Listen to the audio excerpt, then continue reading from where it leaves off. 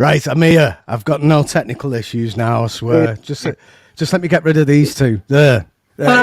We've got a surprise guest tonight. You've got no idea who it is now.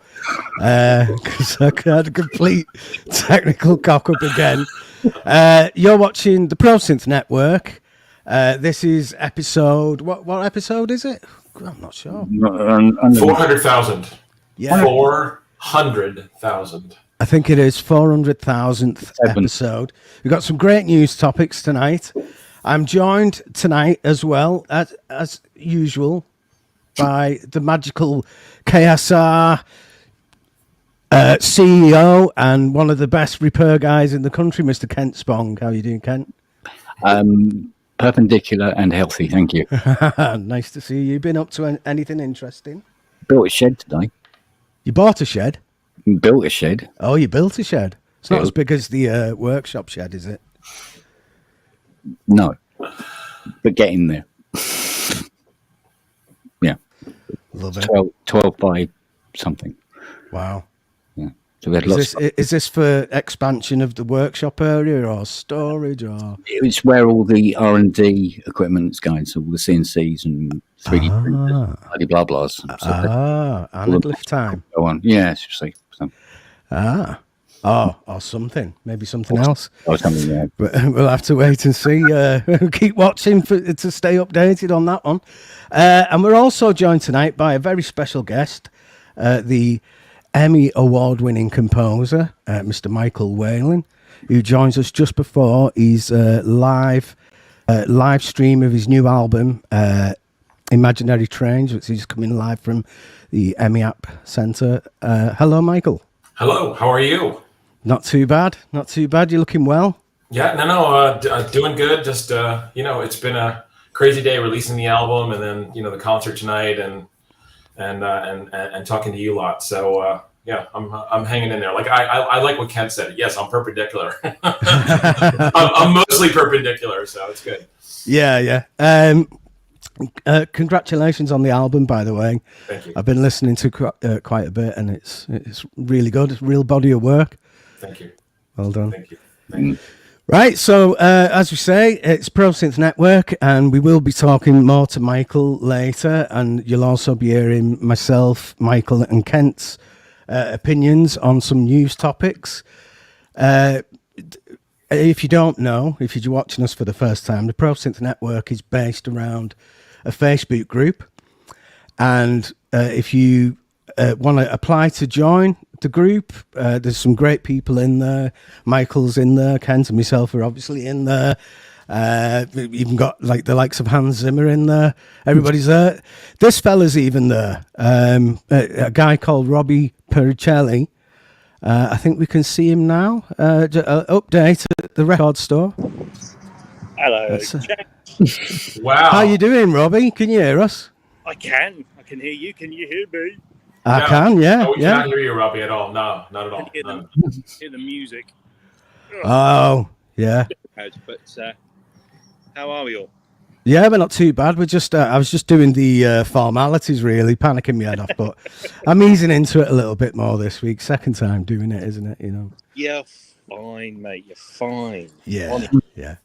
I've got some chatterboxes with me anyway. Should be exactly. Should be okay. You can't shut that Spong up, can you? Thank you. You're welcome. So what's the plan for you tonight, Robbie? Why aren't you here with us? I am, as I was last year, stood outside a record store in anticipation of tomorrow morning when it opens its doors at 8:00, and I get first dibs on a lot of lovely limited edition records and stuff like that, basically. And I get to hang with lots of cool people, drink some beer, eat some nice food, freeze my nuts off. Yeah, that's about it, really. You might have noticed that myself and Kent are sporting our Pro Synth Network T-shirts. I believe yours arrived. It did. I would have worn it tonight, but it's a bit chuffing cold out here. Yeah. So yeah. Michael would also be wearing his because he has got some. It's just that with him being in the States. Yeah, I had to wear this because mine hasn't come yet. And the guy from Viper was so nice. He's like, I think the shipping is going to cost more than the shirt. But I'm like, you know what? if I can support the boys, we're good. Brilliant. Yeah, that's fantastic. So you're there for an all-nighter? Yes, Robbie? I'm going to sit in my car because it's the wind. Oh, the wind is chilly. Oh, yeah. Yeah. I'm the only one here, unsurprisingly. Yeah. Yeah, that's shocking, Robbie. It's shocking. It's shocking that like a grown man is standing in line all night to buy albums tomorrow. Seriously, big thumbs up. What can I say? It's become a habit that I can't break. But yeah, I like buying records, but I also like hanging with people that like music. And all we talk about for the next, I don't know, was it 11, 12 hours is music. And I love talking, and I love music, and I love talking about music. So Yeah. I'm in my element. Yeah. All right. I mean, I might divert the conversation and say you are the same person who posted the picture of the QX21, but it's fine. Totally fine. I'm slowly ticking them off. Yeah. That is only sell Yamaha gear. Sorry. If there was a shop that only sold old Yamaha gear, and they Yeah, my house. Basically. So the QX21's been added purely for the collectability of it, isn't it? You're not going to have any practical uses for that. No, it was somebody who was selling it for 30 quid, and I thought it'd be rude not to, really. Yeah. Wow. And it was in really good condition, and I thought, well, I might have a bit of fun using it. And it's always interesting to learn about these things and how awful they were to use back in the day. Yeah. So I might, put myself through a bit of pain and try and sequence something with that one day. And Yeah, you'll have to video it. Get under a wheel, can't you? Yes, yeah, it's good for jacking up. Yeah, absolutely. Stop you rolling down the hill. Yeah. Those wedge-shaped modules, how many of them could you realistically stack on top of each other? I've managed 3 to the point where if I put something else on top, it would go backwards. Yeah. But they all They all had these through holes in the casing. And I don't know whether Yamaha actually ever made specific retainers that you could drop through, or whether you just got a regular, bolt and stuck it in there. But you can secure them together. But even so, because there's not enough, weight on the bottom one, or not enough extension, should I say, they will just tip. So yeah, three's about the limit I've got. Right. It's an unusual design, isn't it? Having it wedged like that instead of a rack mount, yeah. Just boxes, yeah, because it looks great when it's stacked, but it kind of limits the amount. Yeah, I mean, I used to stack them across my KX88. I sort of like do 2, 2, and 2, but that takes up quite a bit of space. So yeah, they're interesting little things. They are very much of their time. They look very 80s, and with good reason, I suppose. Yeah. I believe you've got a CX5 computer, and Michael's got a CX5 computer. We have. I used to have a CX5 computer, and the other day, Michael brought the question up in the Facebook group, whether there was any real practical uses for this retro gear now, and some of it you have to say no, but on a huge scale, isn't. Oh, you're going to hate me saying this. I was planning on saying this when you wasn't here. Isn't it quite similar? Isn't it quite similar to a Fairlight? And speaking of which, there's one that was almost just a smooth segue, that wasn't it? That was a very smooth segue. Really, I'm trying my best. Ben, you're so sexy the way you're just moving from thing to thing here. It's like, Wow. Can you see that? Can you see that? Yeah. No, you can't. Right. No. Okay. No, There you go. Oh, here we go. hey, there we go. This is a fully restored and like seriously restored. It's like resprayed. It's all been fully optimized. It's got additional fans in it. It's got a SD card reader and a USB converting thing as well. So Nice. it used to belong to Brad Fiedel, who did the Terminator 2 soundtrack, and this was actually used for the Terminator 2 soundtrack. I think there was 2 used. Robbie would Yeah, know that's more right. about it. Yeah, there's two.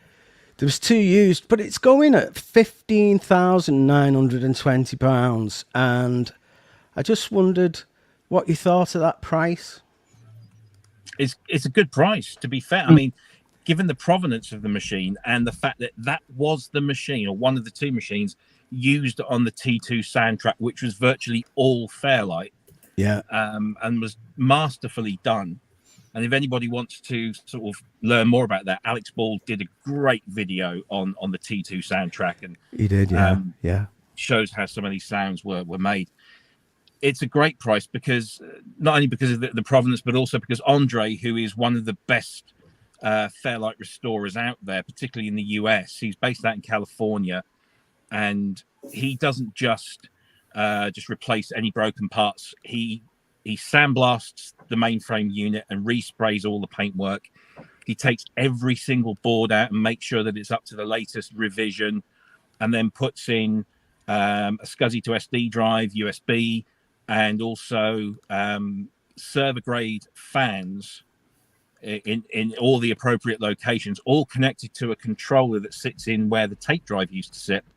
And each of those fans is adjustable in terms of its speed and its performance. So if you want the system to be really quiet, because anybody that's been around a Fairlight knows it makes a bit of noise, you can turn those all down and then bring them back up when you want to. It's got alarms in there for heat, overloads, and so it really is. I mean, that will last you for years and years. And he's also giving away, as in part of the price, 10 hours of premium support. So he will, however you want to use those 10 hours, you can either spend 10 hours on Skype or Zoom learning how to use it, or if you want to bank that 10 hours and have him upgrade it to something else or do something else. So he's giving you 10 hours of expert support. It's a brilliant deal. And I know it sounds like a lot of money, and it is a lot of money. I'm not saying it is a lot of money, but you're getting an amazing machine. Yeah. Should we just have a listen to the man himself and see what he's got to say?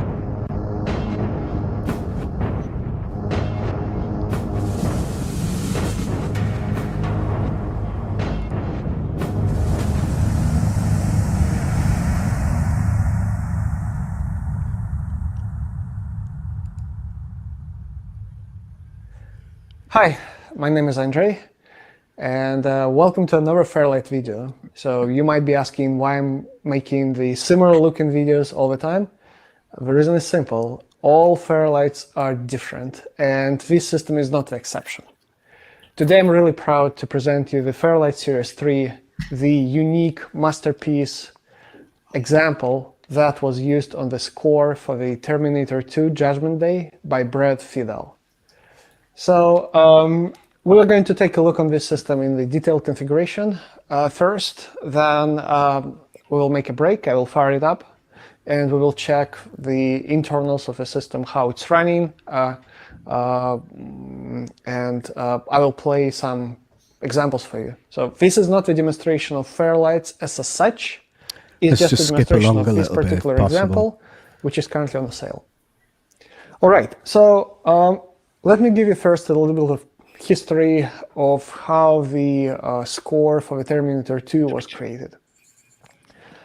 It's truly a masterpiece. You know that really anything in the studio control these by zones. This is the fans. And you can also monitor the temperature per zone. So that is quite useful when you running system for a long time and you want to control it.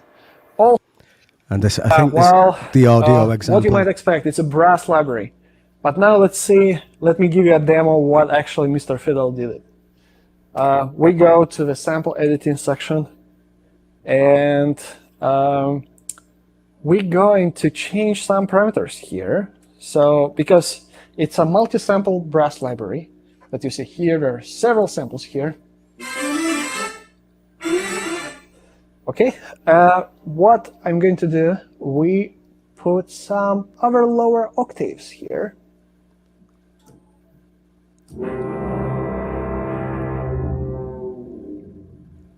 There's the magic.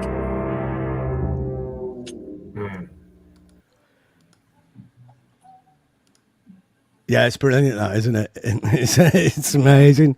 That it's got so much character. Just that samples like slowed down like that. Yeah, and you hear all that aliasing on the top of it. You know, Yeah. when they slow it down, it's cool. It's kind of cool sound. So the reason I decided to play that video now is because we was mentioning Robbie's QX21 and your recent post on the Pro Synth Network. Even though we all agree that that's a great price, like with Robbie's QX21, he paid 30 quid. I presume, Michael, I don't know, but it would have been a couple of $100 maybe for the CX. I shouldn't imagine it would have been a few thousand. Yeah, I think a couple of years ago I paid like $250 for it. Yeah, it's not 15,000, is it? It's not 16,000. Is the Fairlight gonna be as usable as it once was to like the likes of us? Because I thought I bought that van for 20 grand, and I thought I could have got a 5 grand van and bought this Fairlight, and that would have been a really good result. But would I realistically be using it? Would I? I don't know. Well, I mean, I think at the end of the day, you know, it all comes down to workflow. It's like, what is your workflow? So, you know, I'm a guy who is, you know, I have a new record out today. I have 4 more records coming in the next 12 to 18 months. Plus I'm working on 2 movies and I'm doing a bunch of things. And like, I do a lot of music. So this room has to move a lot. So whatever I put in this room, because people have asked me all the time, like, you know, I switch my equipment out all the time and, you know, what happened to this and what happened to that? It's like, okay, well, I use this stuff a lot and out it goes. And so the CX5 question was, it was more like, can that support some of the work that, you know, that you would be doing on kind of a day-to-day basis? And I think, Ben, I think you're asking the right question about the Fairlight, because the Fairlight at the time when Brad did that score, that was the center of his system. That was his sequencer, that was his sampler, that was the whole thing. It was like when I had my synclavier, that was my entire thing. Now I got miniDEXED and I got, you know, synths and, you know, a few other samplers and things like that. But the synclavier was like the center of my studio for, you know, almost 20 years. And so, and I've had offers of people saying, hey, do you want to buy my synclavier? And as much as I love the system and I love the way it sounds, it's not part of my workflow anymore. So I think, you know, I think for somebody who's going to buy the Fairlight, I think you got to say, okay, well, this is going to come along and it's going to be like another sampler source inside of all the things that I'm doing, because if not, are you going to start writing and using the Series 3 sequencer for what you're actually writing? I don't think so. So I think ultimately all of this stuff comes down to workflow. How do you work? How are you the most efficient? What's going to empower your creativity? And is your gear going to get in the way? Because I see it all the time. People have these studios and they buy something because somebody else has something, and they aren't thinking about what's working for them personally. Yeah. So, there you go. Well, Robbie, I'd say you were one of the leading Fairlight experts in this country. You must be. You know a lot about. Don't make the face, Robbie. If a Fairlight thing ever comes, you know, I email you and I'm like, hi. Yeah. I have a Fairlight question, and you always answer me, because it's like, you know, I've owned 2 Fairlights and I don't even trust my own experience. So I'm going to go to Robbie and say, okay, here you go. So. Yeah, Robbie, how could we like really maximize a Fairlight in a modern studio, do you think? Sorry to throw you under. No, I think when I speak to people and they say, oh, I'd love a Fairlight. And I always ask, why? Why would you love a Fairlight? And they say, oh, well, it's the sound. Okay. What else? Oh, it looks nice. Yeah, it has a very unique look. And then when you sort of tell them what it takes to keep one of these things going, and the workflow of the Fairlight means you will probably have to unlearn everything you currently know, because it is so not necessarily different. It's just more difficult, because You can have a mouse attached to the Fairlight, and it did have a pointing device, so you can adapt that to a regular mouse. But it was, there's no drop-down menus, there's no drag and drop, there's no cut and paste. Everything has to be done, very clunkily through lots of commands and functions, and you really do have to unlearn everything. So if you're prepared to do that so that you can get those sounds, then fine. The thing is, nowadays there are some emulations out there, there are loads of sample libraries out there, and if you're just after the sound, save yourself 15,200 quid and spend a couple of hundred on the plugin or some decent sample libraries, and then you'll be able to use them a lot more efficiently in your workflow. Because if the sound is all you're after, it's a lot of money to spend just for the sound. Yeah. So the person who is going to end up buying this is almost certainly going to be a collector of sorts, and there's no way around it. There might be some artist who thinks, oh yeah, I want the Fairlight vibe for my next album. They'll buy it, make the album, sell it on. Yeah. But this one, because it's Brad Fiedel's machine, somebody who is a music fan, a film fan, will buy this because of this is Brad's machine. This was the one that was used on Terminator. Yeah. And that's just the sad facts of life now. That said, it's a very useful machine. It has great sounds, but is it usable in a modern workflow? That's entirely up to you. And it's like the CX5. Yeah. I mean, I would never think about doing serious stuff on the CX5M, because the two sequences that I've used on it, DMS 1 and 2, are awful. I mean, back then they were brilliant. Yeah, because that's all we had. It's all we could afford. To use it. I mean, the only thing I would ever dream of using a CX5M for today would simply be to edit DX7 sounds or edit RX5 patterns, and even then, it's still so clunky. It's cute. It's interesting. I like taking these machines out and showing them to people at seminars or whatever, and it's great from a historical educational perspective. But from if you're somebody like Michael, you are not going to be wanting to bog yourself down in all of that workflow, because it's going to be really bad. Yeah, or maybe somebody like the likes of, I don't know, Trevor Horn, or somebody who's used it before, or JJ.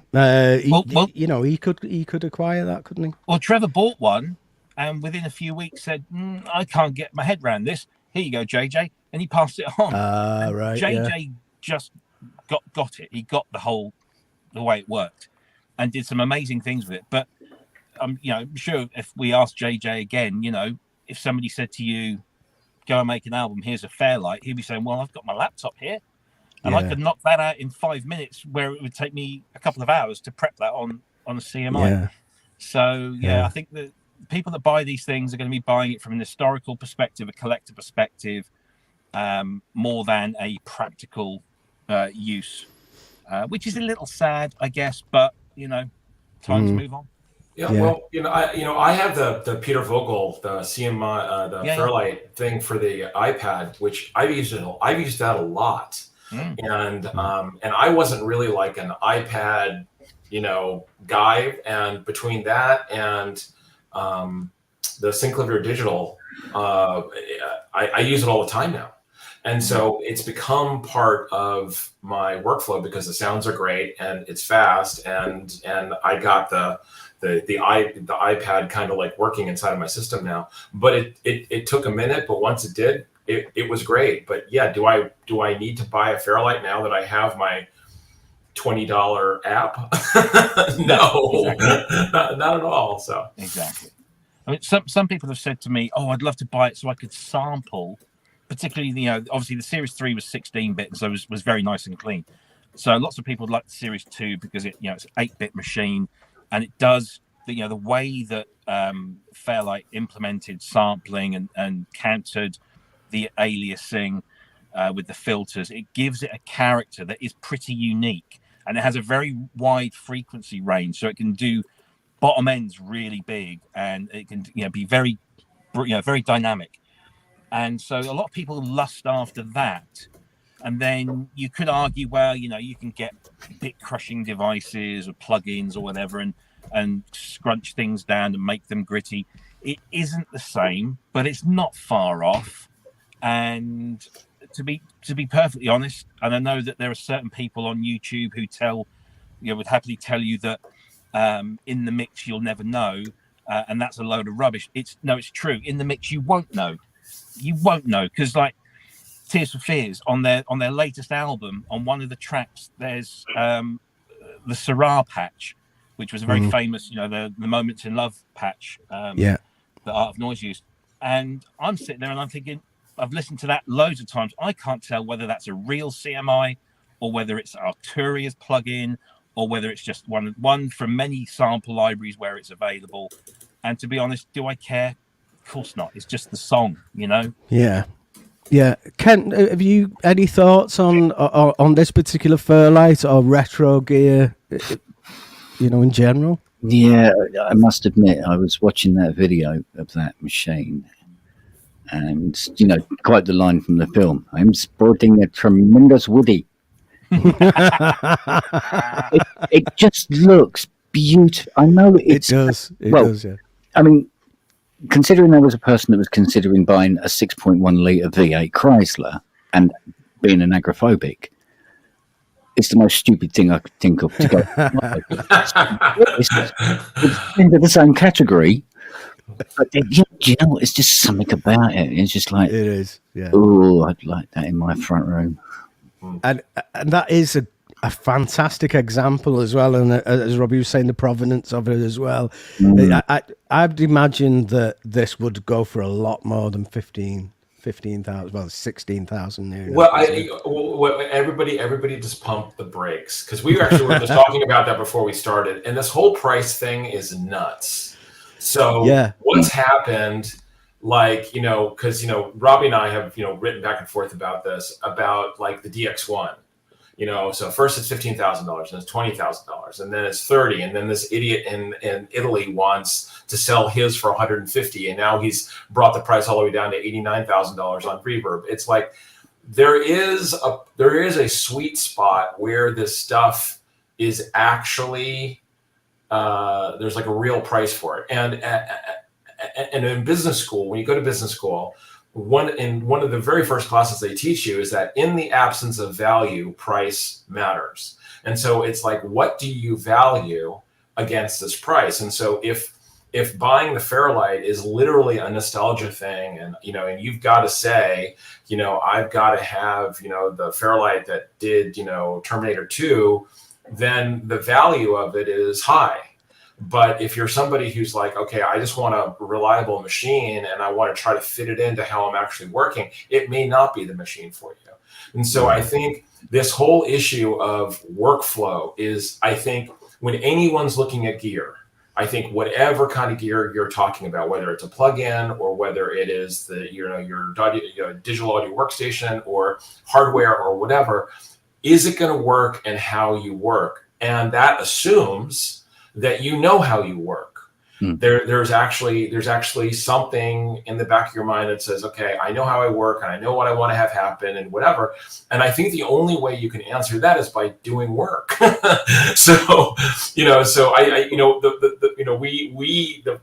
four of us, we know lots of people who deal with this stuff sort of theoretically. They're like, okay, well, I've got my gear. And you'd say, okay, so what are you doing with your gear? Well, I'm working on stuff. Well, are you doing any recording? Well, I'm getting there. Mm-hmm. So that's going to be somebody who probably doesn't have a workflow, or it's certainly not settled. The other day I got a commercial from an advertising agency at 2:00 in the afternoon, and they said, okay, well, can you send us something by 5? And so, like, if you don't have your studio together to like knock something out in 3 hours, and they don't want a demo, but because, by the way, guys, demos don't exist anymore. Like, they want something that they can play for their client and really impress them. Right. Like, you got to go. And and by the way, they didn't say, hey, are you available? Hey, what are you doing? Like, what else is happening? It's just like, ready, go.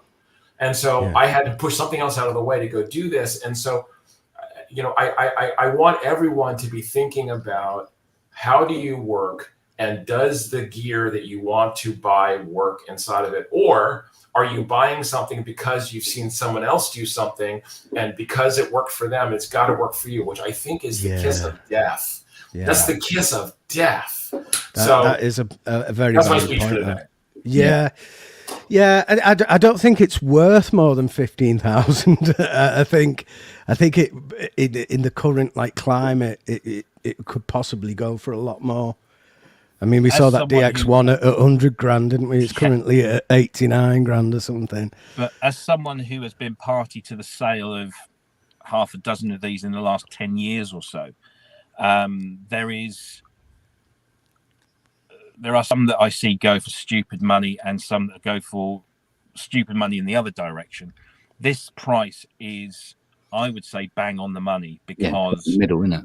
Yeah, it's hit the right spot, and Andre is exactly like Andre's not out to make stupid money off of scamming anyone into buying something.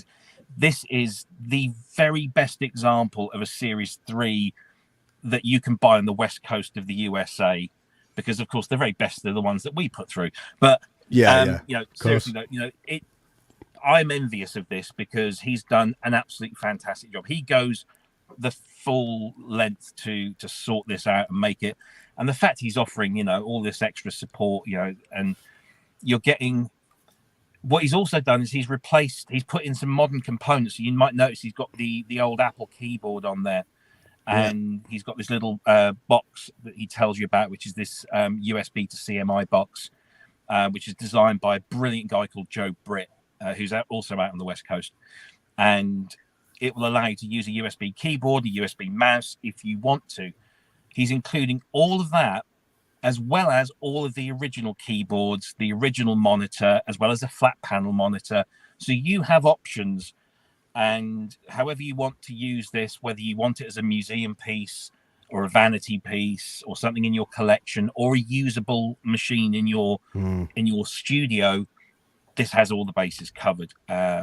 So yeah, this is it's a very, very good machine at a very good price. I think it's exactly what it's worth, and somebody's going to get a very nice system. Yeah, it will sell. It will definitely sell. We've got quite a lot to get through, and it's fascinating, this subject. It really is, but I think that we need to move on. I just wanted to ask Robbie quick, the action on the Series 3, is that half decent? It's the earlier models had really bad keyboard action, didn't they? The Series 1 was as light as a feather, horrible. Series 2 got better, especially with the waterfall keyboard. The Series 3 came with a much better action as standard. It was just like a regular semi-weighted kind of thing. But they did do a handful with a fully weighted hammer action keyboard in there. They are very rare. I think I know the existence of 2. But if you can get them, they're great. But again, with the Series 3 and the 2X, it's got MIDI. You can hook up anything to it if that is, if that's important to you. So, yeah. Great. Right. Well, moving on. Conscious of the time, because I do want to get round to speaking to Michael as well. But very fascinating, that Fairlight thing, and a bargain, it seems, if you've got the money. Moving on to the next subject, it's Elektron, who have a variety of instruments out at the moment. They've added to the Digitakt and the Digitone with a new instrument called the Syntakt. There it goes. The Syntakt it's a hybrid 12-track drum computer and synthesizer. So it has both analog and digital engines.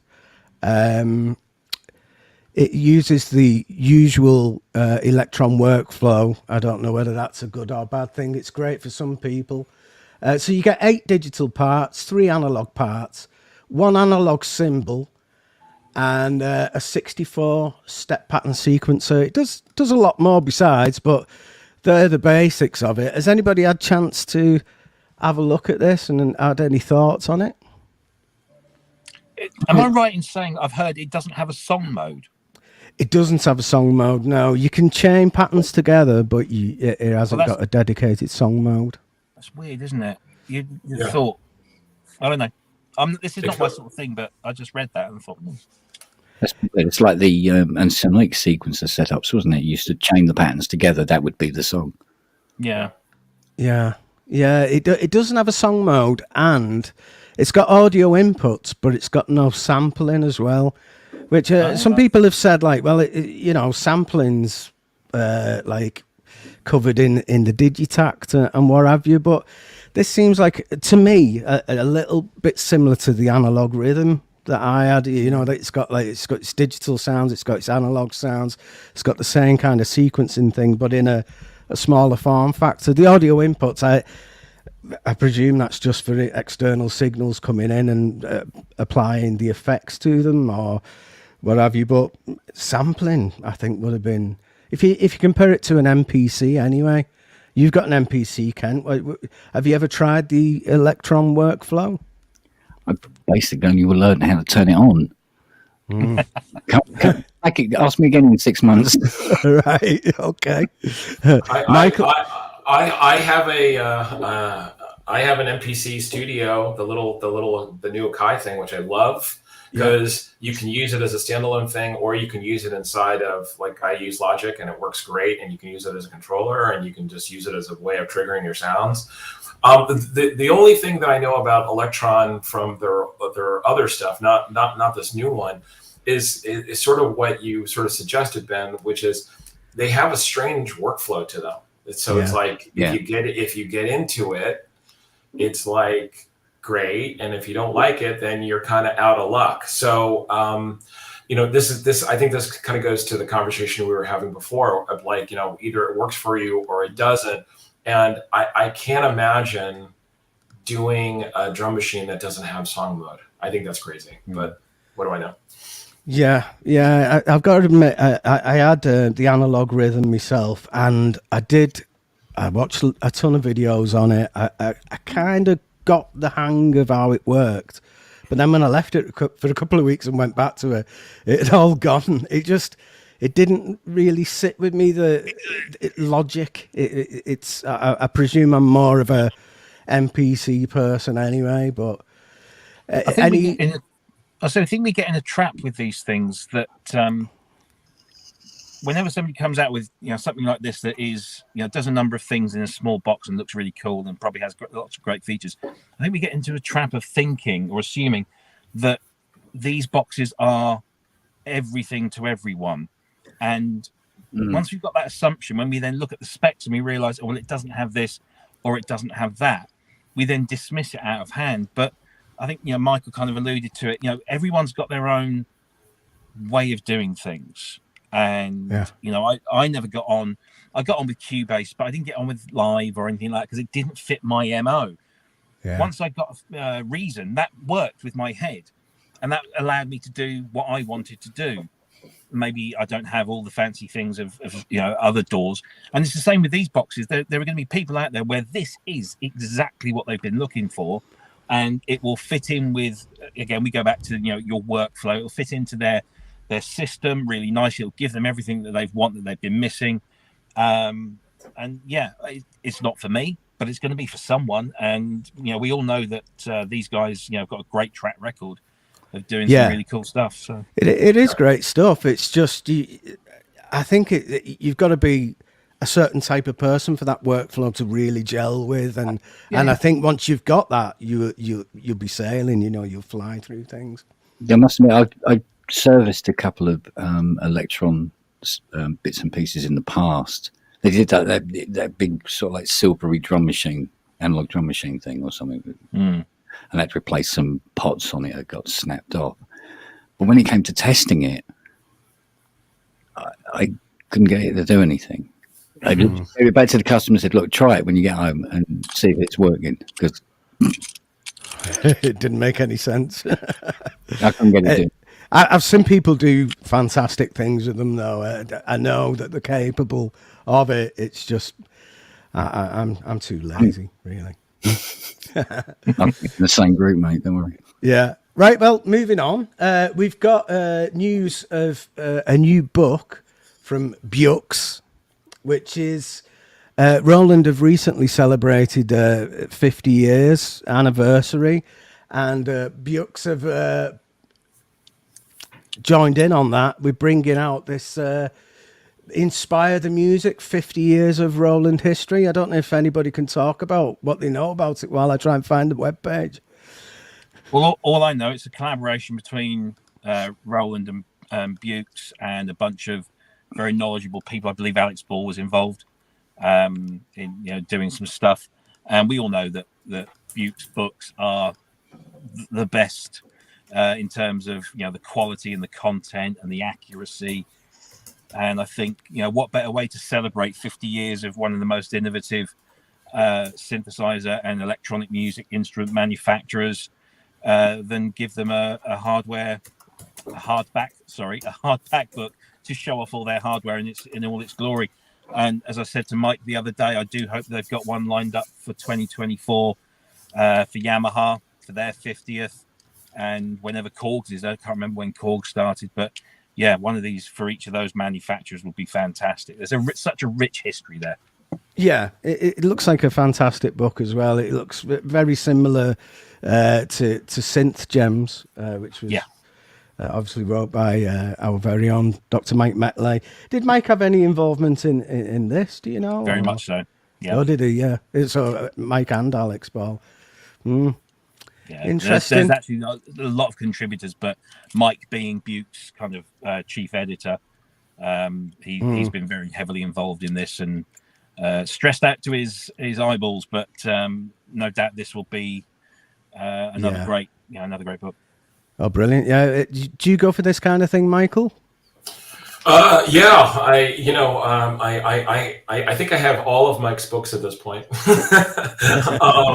But I really agree with Robbie. I mean, the history is amazing.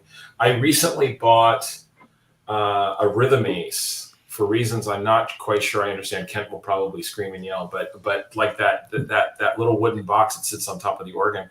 Yeah. And I was like, wow, this sounds just like a Roland. And then it occurred to me that this was the company that was around before Roland was Roland.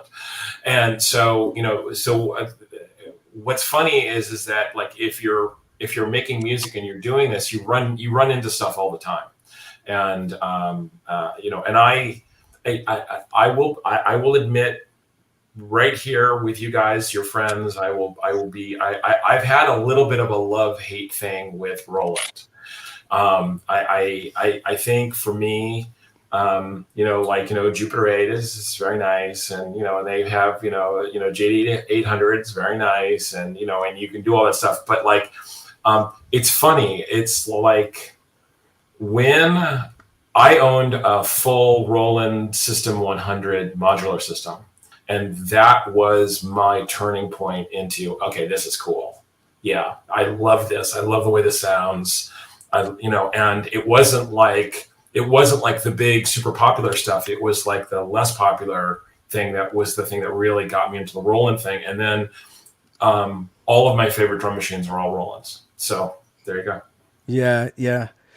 Well, they have come, they've just celebrated 50 years in the industry, but they have come under a bit of stick in recent years. I don't know whether it's deserved or not. They do seem to have rested on the laurels a little bit. One of the, I'm just trying to get this on. One of their products is the Jupiter X, and they have just brought out an update for that, which I should be able to show you something now.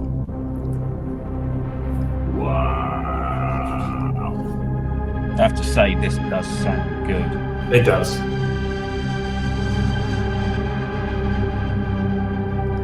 It's 4 oscillates per voice.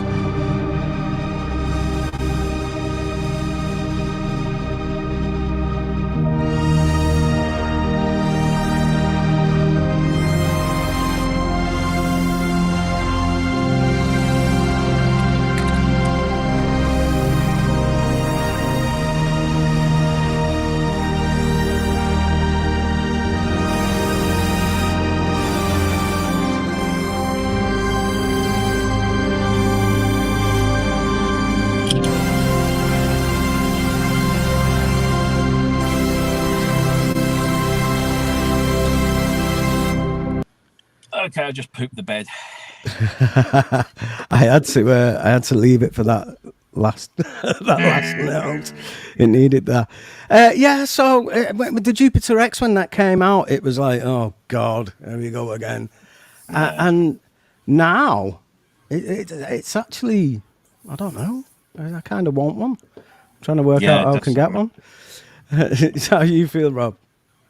Yeah, I mean, I'm not. I don't think I'm a Jupiter X customer. I've got plenty of other things that tick most of those boxes for me, but I think this is the update. This is the killer update. This is the update that will make people go, that's why it's so good, and they finally made it so.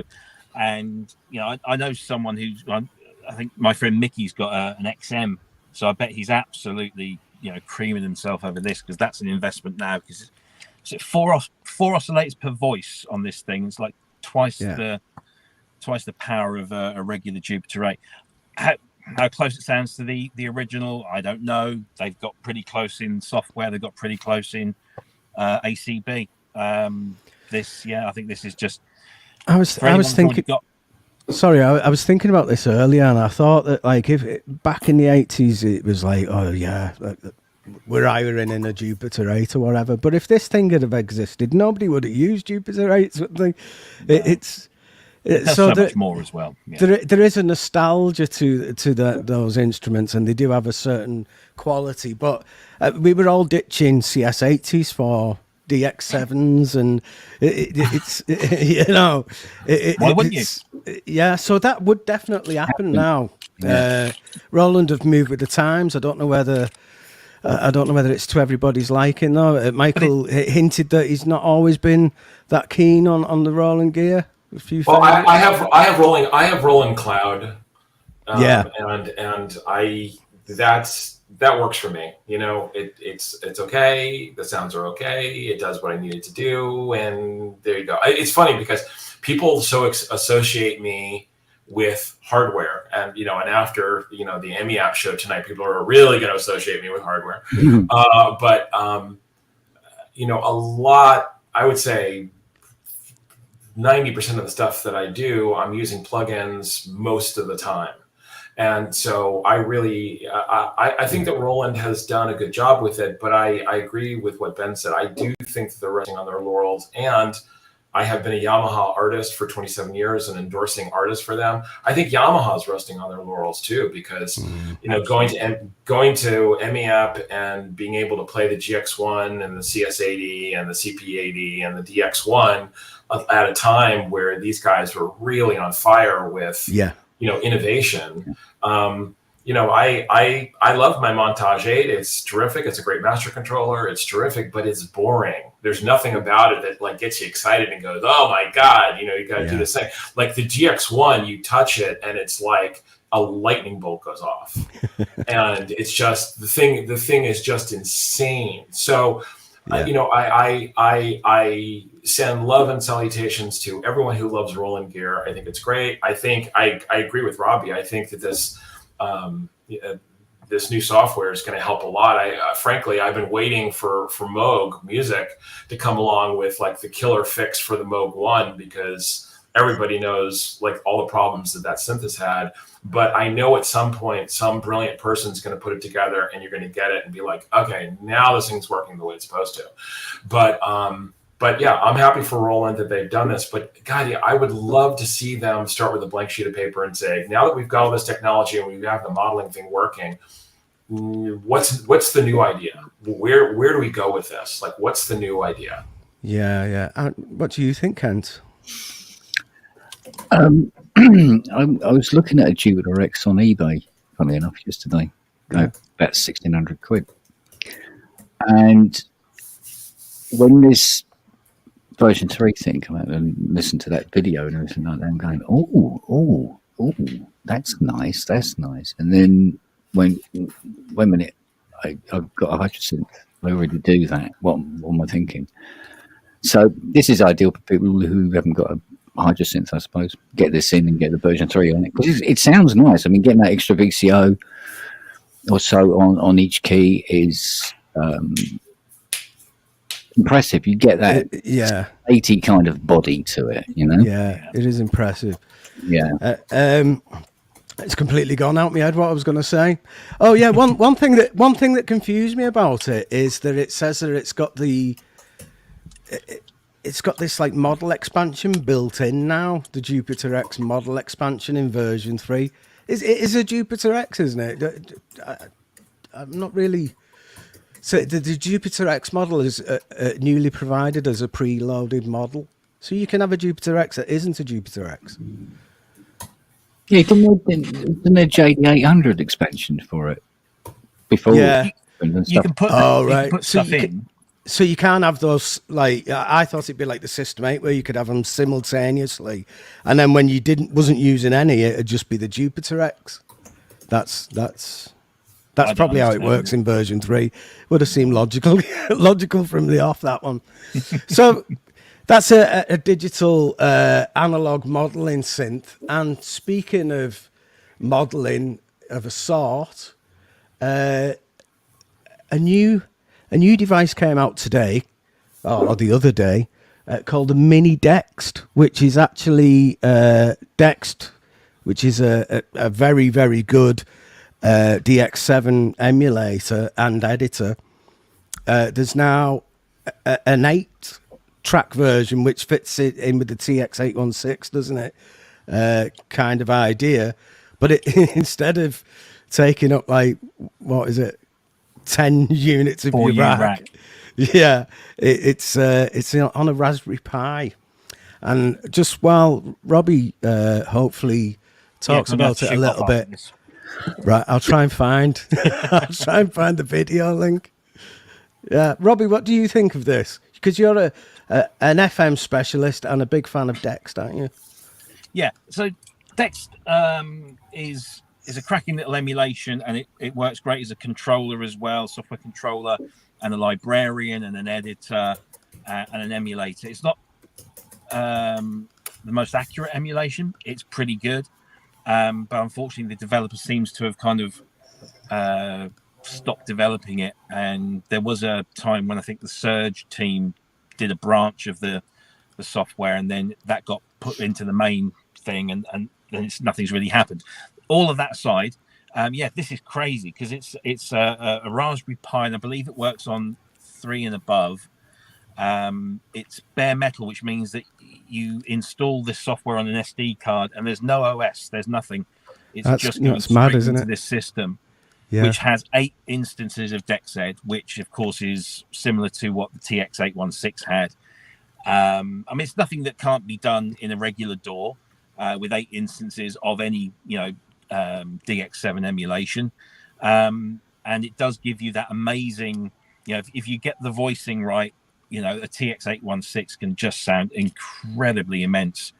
With the detuning and that, about 80 quid, you can buy a Raspberry Pi and the associated little extras that you need, and solder it together, and you've got 8 instances. The funny thing is, lots of people are getting very excited about this, but the irony is that everyone criticized DX7s for having a terrible programming interface and a very small screen, and this has got an even worse interface and an even smaller screen. But it's I think it's fun, it's ingenious, it's cheap. I can't see people going out gigging with this thing, but it's a bit of fun. Let's have a little look at it.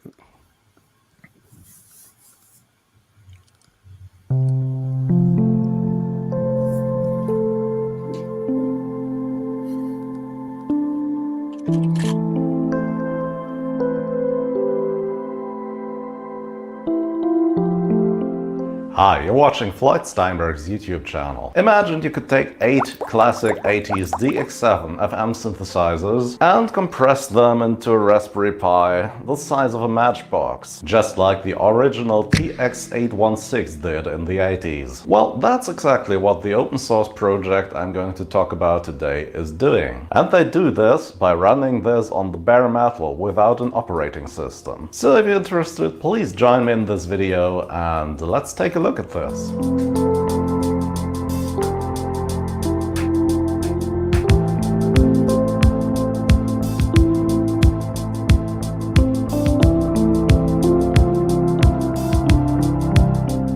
Let's begin by assembling the LC display and the rotary encode on the breadboard. So there's a bit of all of these in making the video's thing, but like description. later on In it this gives video, you I'm soldering the wires to the rotary encode directly. some examples of as pushing sounds here.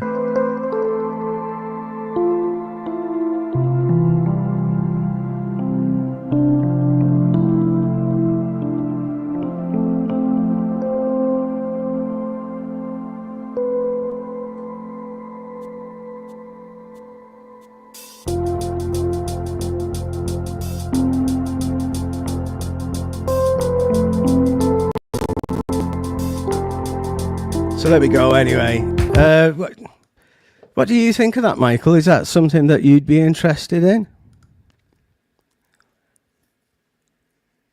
Listen to him like read the phone book. You know, Yeah. he was like, you know, it's like, you know, if I imitated his voice, people would just be like, "You're kidding." It's like, no, he actually really sounds like this.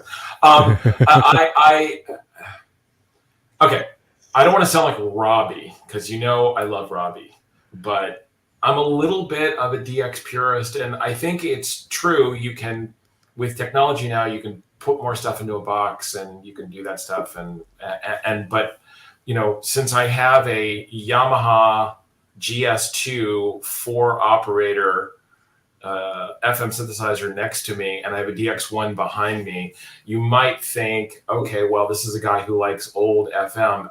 What I like is I do. And Kent might yell at me when I say this, I actually do like the old outputs. I like the old way that they dealt with this.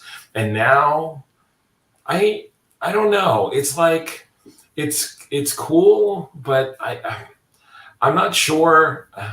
I'm not sure I want a little tiny box to go like kind of like slide into like how I'm working, and like I'm not. It's like, to me, it's like a fussy small thing that I'm not sure would work in my workflow, and I'm not sure if it's going to have that sort of warm sound. I mean, people have said to me, you know, you have a small studio and you have this GS2 which has this huge footprint.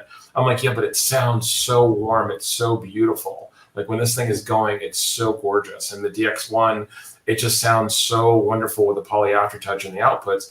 And what I'm getting a little bit from this new thing is like, it feels a little bit like, here's what FM's supposed to sound like, but it feels cold and like a little sterile.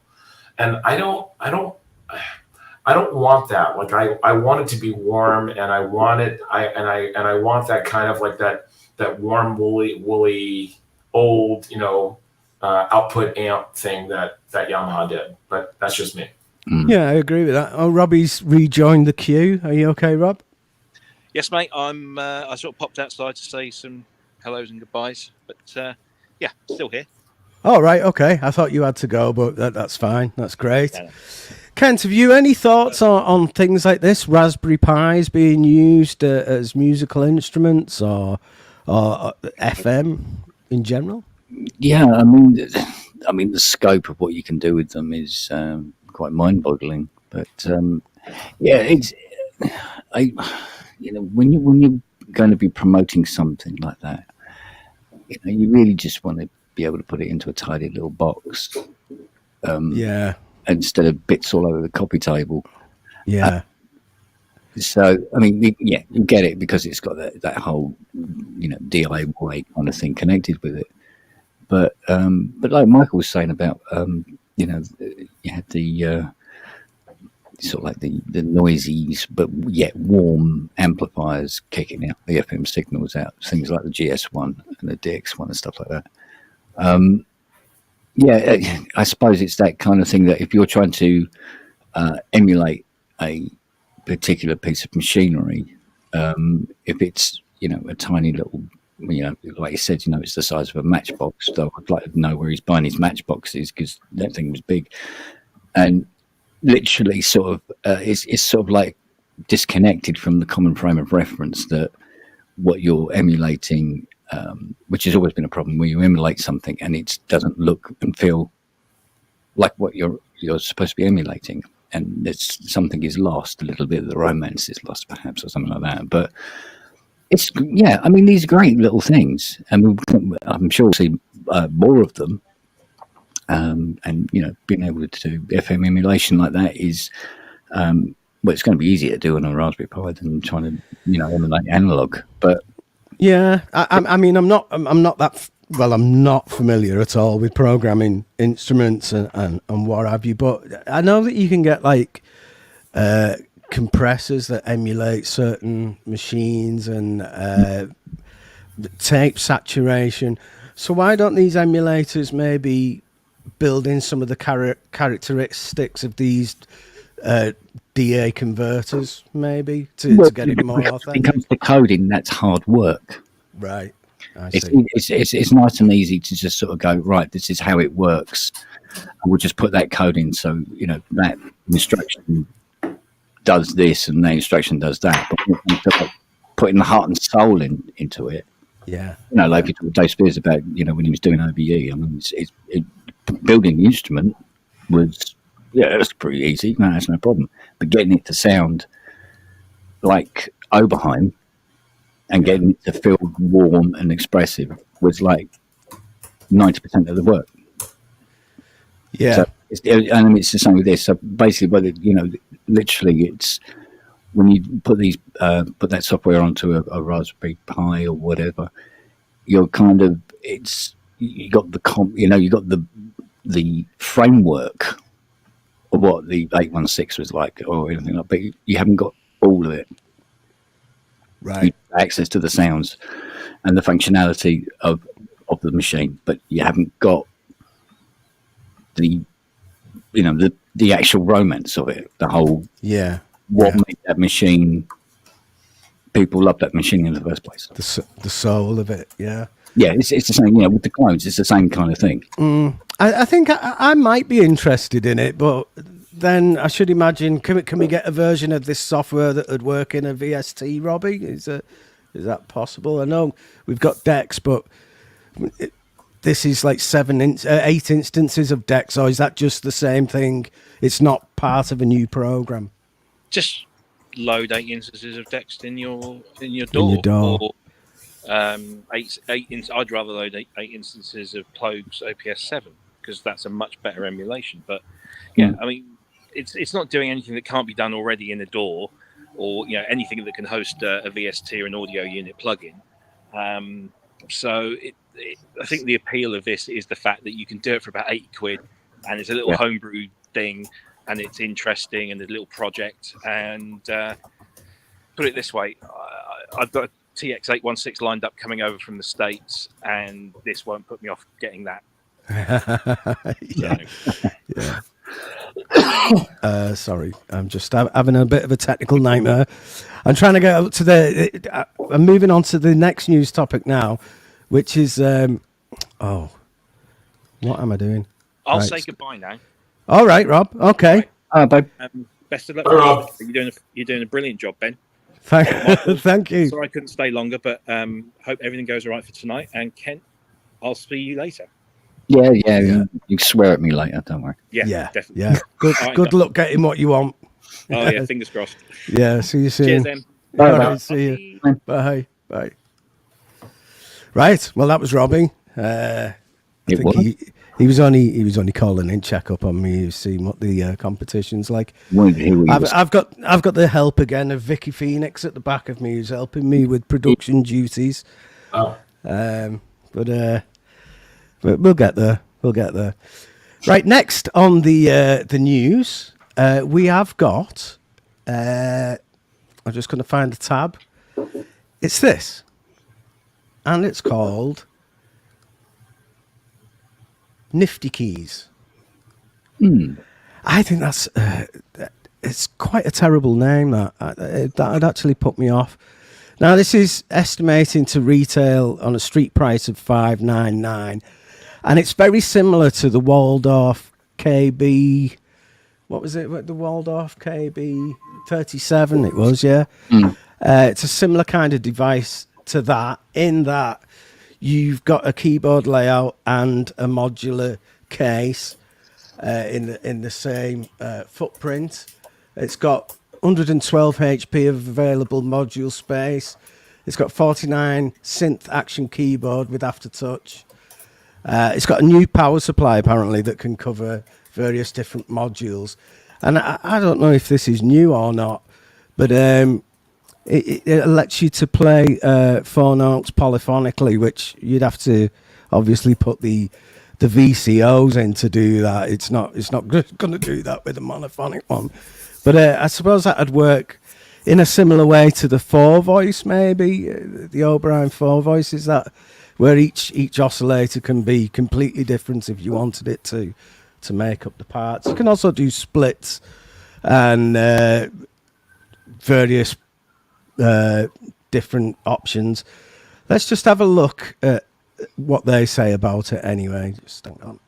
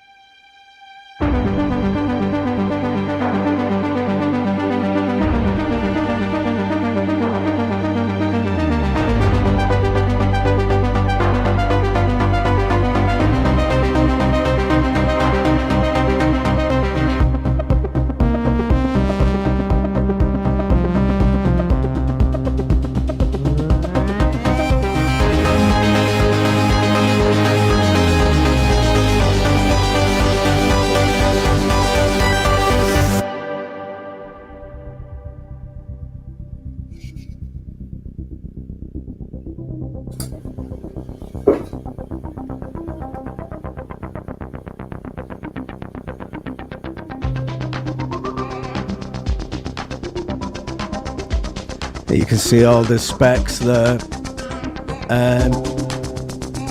It's quite a good bit of kit, really. I'm surprised that I presume this the Waldorf KB37 would have still been in production when they were developing this, so they took a bit of a gamble. But Waldorf has recently discontinued their product altogether. So it seems as though this company, Create Audio, have got dominance in the market. Well, the only device in the market that can offer this functionality now. Has anybody got any thoughts on this? Yeah, none of them good. No good thoughts? No. Okay. This is another R&D project I don't have to bother with anymore.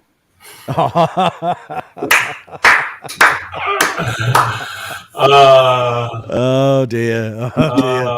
It just keeps happening, doesn't it? Yeah. Basically, it can't. It must every good idea in the world has already been had.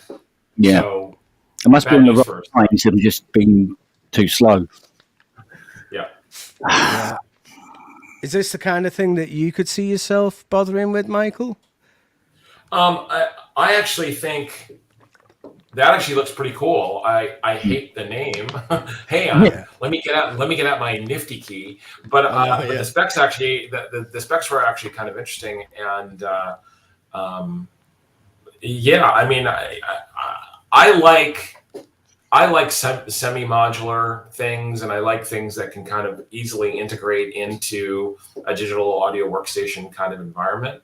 And so, I mean, it looks good. What's interesting to me is that there isn't more people doing stuff like this. And so from a market standpoint, is there a market for this? Are people actually going to go and do that? I don't know. I was going to say that like a lot of the modular crew seem to concentrate on making music with the modules themselves, patching things in and sequencing. It doesn't seem to be a lot of keyboard control going on out there as far as I can see. But one of the things that they're kind of suggesting with this is that you can build your own ultimate synth. Now, I think mine would probably just be like Moog or Oberheim. I don't know enough to like kind of, about the modular different companies and that. I believe there's some good stuff out there, but it's not really something that I've dipped my toes in.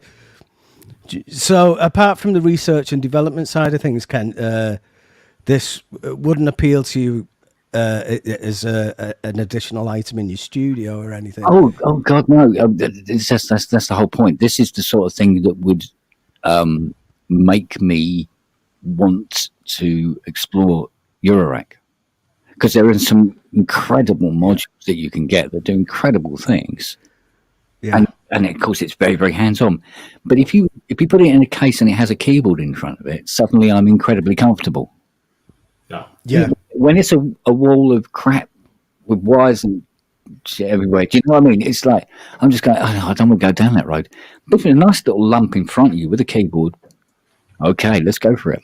Let's go and get, a Brains, whatever, and a Dubry thing, Mark IV, and whack them in and have some of that. Yeah. I've gone to studios and I've worked with people who are really good with Eurorack, and they get the greatest sounds. But I agree with Ken. It's like, I want a keyboard and I want to get a sense of how the workflow is. This idea that like anything can go into anything at any moment. It's like that's just a little bit too much to me. But I will say, for the record, that I am considering a purchase of a Eurorack system. Everyone just calm down. We'll see how that goes. Again, it has to work with how I think. So, I've owned modular gear, and I have, the Moog semi-modulars here, and I do stuff, whatever. But a lot of that happens in pre-production. What happens is I'll make sounds, and I will, record them, and I'll cut them up, and I'll turn them into loops, and I'll turn them into things that I can trigger later, and, and they'll be like song starters and that kind of thing. But the idea that like I would be going and using something like this while I'm in the middle of working on something, I can't imagine that.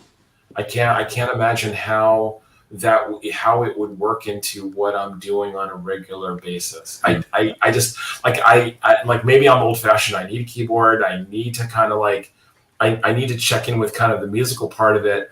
And even with all the sound design that I've done, and I've made tens of thousands of sounds, I'm still thinking about it from the most practical standpoint. I'm not just gonna sit there and just start turning knobs and be like Junkie XL and and here you go, and you got an assistant who's like recording every fart and bleep that you do, and I don't know. I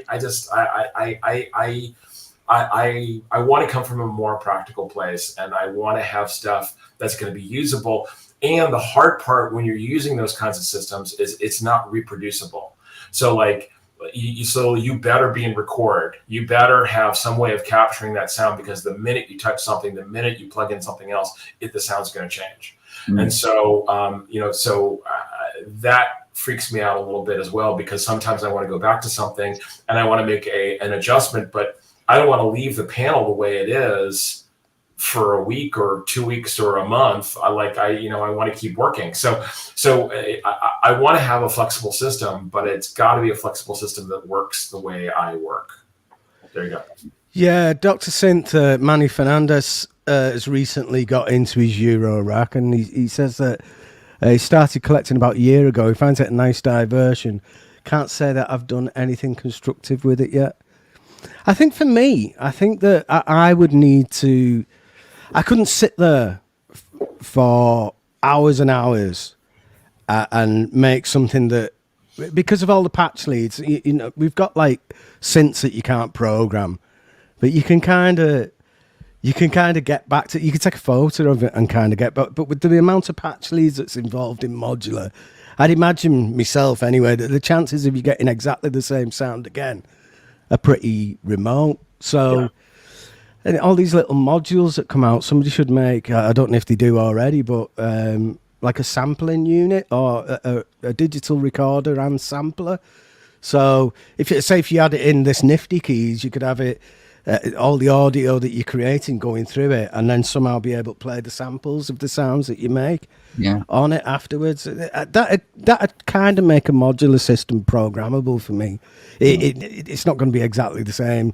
In some cases, it's going to be nothing like it. But for these evolving things, you probably just have to like record it digitally as a audio recording. But for little useful sounds, bleeps and leads and things like that, I suppose you could sample it. Yeah. Right. So we kind of like that. There's another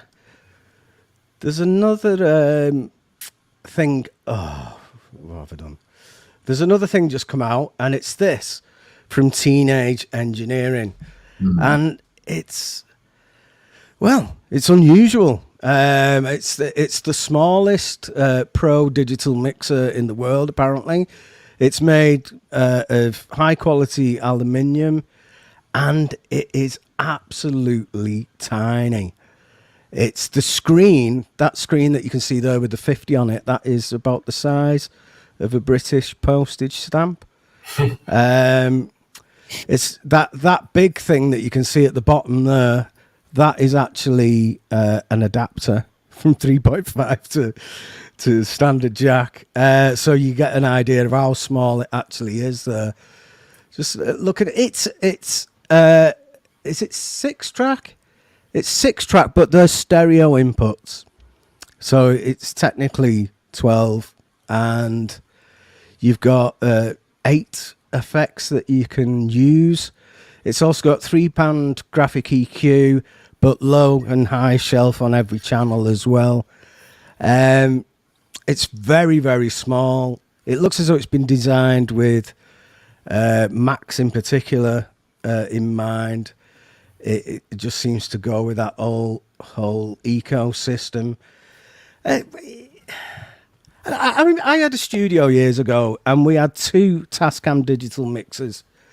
And I'm not, this is no exaggeration here, these Tascam digital mixers were perfect. We had them 2 like linked together. They're absolutely perfect for what we did. But when people walked in, they didn't get the wow factor at all. So we ended up selling the Tascams and buying an old Allen and Heath super console that took 3 of us carry it up the stairs and get it in the studio. It was absolutely huge, a Sabre Plus it was. I don't know I'm not really sure what the intended market is for this, but can you imagine having a big studio and that thing like the size of a packet of cigarettes in the middle of It's how much? Yeah, it's 1,200 quid as well. Oh, for Christ's sake. Yeah. That's 1,200 quid? Yeah. So that's $1,500? Like, I think so, yeah. Really? Yeah. Wow. Okay, well, that's the end of that conversation. Yeah. No. It's got a drum machine. No, it's got a sequencer and a synthesizer built in, but it's not Moog, like, it's quite limited. It's for a specific job, I should imagine. Yeah, but Petrovan needs to do the hoovering, get the shopping twice a week. Yeah. I think it's quite a bold move. This, I don't know how. I don't know. I don't see where they see it fitting in. Is it? You've got a TF1, haven't you, Michael? Yeah. You'd never need anything like this, would you? No, I mean, I'm thinking, is this something you would use live? But then in a live situation, is it going to be too small? You're going to sit there and go, yeah. I just like, I mean, like when you're moving live, you want to be able to kind of touch something and just, and you want the feedback to tell you that the thing that you've done is exactly what you want it to do. On something that's small, you'd be like, I hope I don't break it, and B, like with those faders being so small, it's like just moving it a little bit has got to be an enormous audio difference. It's like, okay, I'm going to move it a little bit, all of a sudden it's like 10 dB. It's like, whoa. Yeah, so you got to you got to. I think it would make me nervous and to use something like that, because what you want and I know those Tascam mixers, by the way, Ben, and they were terrific. I mean, because the thing is that especially when you're using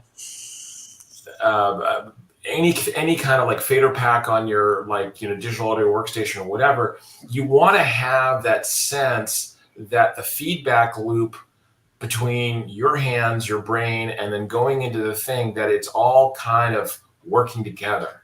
And and you have just like those little tiny things for your I don't know. I mean, I have searched everywhere for like a fader thing to work with Logic. It's taken me forever to find something. I actually like the Logic remote on my iPad. Is actually terrific. It does a great job. It does I was going to say the Logic remote is pretty good, isn't it? It's very good. I mean, for something that's virtual, it's very good.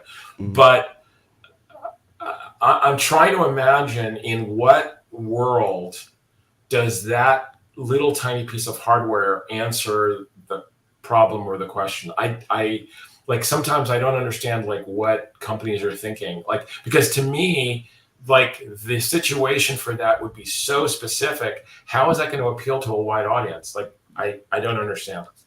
Maybe there are more mice record producers now than there used to be. See, Ken, this is why you make the big money. This is that's right there. You There it is. specifically for the rodent market.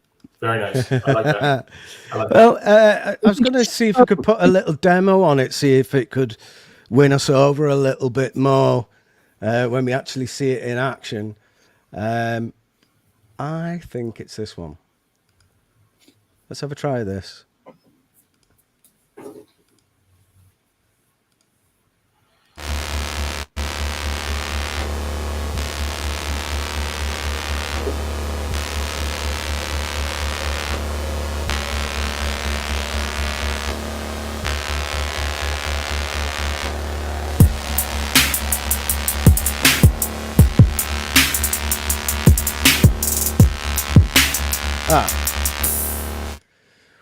Well, it didn't actually tell us that much, really. I did watch some better videos than that this afternoon, and I could see some appeal in it. Not at that price. I would have gone from Richard Hilton says, "Oh my God, it sounds great," but it's got like an appeal to it, but not a £1,200 appeal. What about you, Kent? These style things, is it? You know, Dyson did that weird hairdryer. Yeah, but it was like 600 quid. Yeah. Look how stylish it is. Ooh, do you? Is this the stylish mixer? I think so. Yeah. To all those DJ mice out there, rock on. Yeah, it's a bit. I'm just trying to find a better demo of it, because it has got some nice features. TX6 has many features, and here we're going to run you through the main functions. Parameter knobs, meters, faders, track buttons, track functions, effects, and USB. By default, each stereo channel is laid out like this. On the top, you have the high, mid, and low equalizer. This is the level meter showing the channel activity. The channel fader controls the audio level. The track buttons can be used to solo or mute the channel. Press Shift and the track button to access the low pass and high pass filter, equalizer, channel compressor, channel gain, and stereo panning. Press Shift again to exit. The two effect buttons engage the effects. Press Shift and an effect button to adjust them.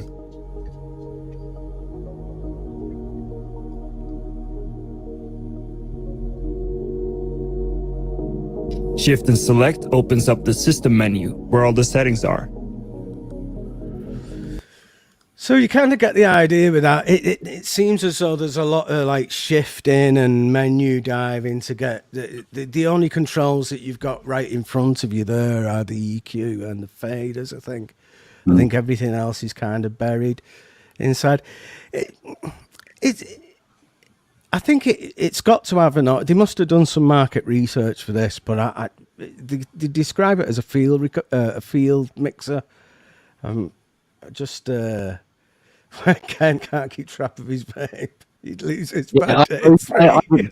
Wow. If I went out in the field with that, at the bottom of a pond within an hour, I'll tell you. Yeah. I've lost it. Wow. I mean, I've got a 12-channel mixer here. This does everything that does, and it was 156 quid. Yeah. You're paying for. I mean, it's supposed to be a really good audio interface as well, but I think a lot of it is the R&D for that and the manufacturing. I think it looks as though it costs them about £800 make each one. It doesn't look cheap. It's a lovely little idea and everything like that, and I can, it's nice to be able to have a digital mixers in your pocket, but it's got to be much cheaper than that. Yeah. I mean, that's a lot of money. Yeah, at the end of the day, that is the hammer on the head. Yeah, well, that's kind of all the news that we've got this week. I think I might have missed a couple of things out, but I think I got through the majority of it. But we could talk about Behringer's announcement about the UB-X1. The UB-X. Oh, UB-X. yeah. We didn't mention that. Sorry. They announced it today, $1,200 US for their Oberheim OBX ripoff. I'm not. Can you guys tell that I'm not really a Behringer fan? Can you tell? No. I've put a picture up of it on screen, and it's. Yeah, I mean, hasn't Behringer got this like chip short? Well, everybody's got a chip shortage, but they seem to be coming under a lot more criticism than everybody else, announcing all kinds of new products and then not really delivering any. I think what they do, they come up with an idea and then they throw like a basic sort of prototype drawing up on social media, and they do it almost like as like a test thing. Yeah, and let's see how much excitement that this idea can sort of generate, but they're not anywhere close to producing anything like this. Yeah, and it's like I don't know if social media is a good place to do a focus group, because what happens is people have an expectation, and the first time that they talked about this instrument was 3 years ago. Yeah. And so they've been chewing at this for a while, and now they're announcing a price, and now they're like saying, okay, this is a real thing. But they announced a couple of weeks ago, Sequential announced that Oberheim is back. It's a standalone division of Sequential, because as much as we love Tom's not going to run it. So Dave and his guys are going to run it. But the OBX reissue that they've been talking about for years is probably going to come at NAMM in June in Los Angeles. And so Behringer's like, we better, get this moving so people, can be talking about it, because the price point for the OBX is going to be $3,000, $4,000, maybe $5,000. And so Behringer can say, hey, no, ours is only $1,200. And Uli can pretend that he is like, the savior to like, the common musician. But I also believe that you get what you pay for. And you want quality. You want something that's going to be quality made, quality done. Like, you can see my Prophet 5 reissue. Dave did an amazing job on the reissue. Why? Because it's beautifully made. He used the upgraded version of the same chipset from the Prophet 5, and the thing is amazing. So you get what you pay for. And so I would love to see either Behringer go and just make new synthesizers. Like, I think the Deep Mind is actually a terrific synthesizer. I think for the money, it's terrific. It works great. There's not really anything like it. And I think it fills a lot of holes that like other things don't do. And I think Behringer would be much better served to go and create new things for a value price than trying to go and battle, the reissue thing and do the modeling thing. And what happens is the build quality of this stuff is terrible, because they're trying so hard to hit certain price points. Yeah. The 2600 they should be embarrassed by that. They should be embarrassed. But anyway, so that's no, I do not like Behringer. I wish they could just pick a lane instead of like trying to go and be the foil for these bigger companies that make good quality stuff. So, yeah, all valid points, really. Yeah, I'm just a little bit conscious of the time, and I want to talk to Michael about his live streaming concert that's taking place tonight. It's live from EMEAPP. That's right, isn't it? Yeah. So a lot of people don't know what EMEAPP is. And so what EMEAPP is the Electronic Music Education and Preservation Project. And it started as a private synthesizer collection. So this guy, Vince Papullo, started buying synths in the 90s. And, at a time where people were sort of giving vintage synthesizers away, he has a real love of historical instruments. He has a real love of like rock and prog music. And what he has done is he has built the largest private collection of synthesizers and electronics and stage gear in the world. So to say that this place is amazing, I mean, I've been there a bunch of times, and every time I go, something just takes my breath away with, I can't believe you have this, or I can't believe this is here, or you just can't believe it. Like they have prototypes of everything. And the last time I was there, rehearsing, I had a little bit of time. And so I took pictures of all these prototypes. Like they have a prototype of the Polymoog, which I'll post on Facebook. And they have an entire Moog room where they have the 4 original prototypes of the mini Moog. It's just like, are you guys kidding me? They have Keith Emerson's entire stage rig from Emerson and Palmer. So tonight at the concert, I'm actually going to use Keith's custom modular Moog. The synthesizer is absolutely insane. The thing sounds like it's screaming all the time, and it's a wonderful instrument. I'm also going to use Keith's Hammond C3, the one that Al Goff highly modified, but it's a wonderful instrument. But EMEAPP is an amazing place because it started as just someone's private collection, and now it's sort of turned into a private museum. And I was the first person to go to them and say, hey, why don't we do a concert? Why don't we do something that's going to put EMEAPP on the map a little bit? It's going to come out the same day as my new album. I can do versions of my new music, and I'll put together a rig of keyboards that I can use for the concert. So that's what I did. So I picked out 13 different keyboards for the concert, and they've been incredibly supportive. They've been wonderful in terms of supporting me and being great about all my crazy ideas. We have a camera crew from New York City that's going to be there. We've pre-recorded a few things just to help with transitions, just to try to make things smooth, because one of the things that I hate about streaming concerts is dead air.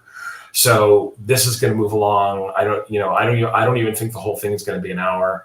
But it's an incredible opportunity for me to play. It's an incredible place for me to go, and then I have access to some of the most beautiful instruments I've ever played in my life.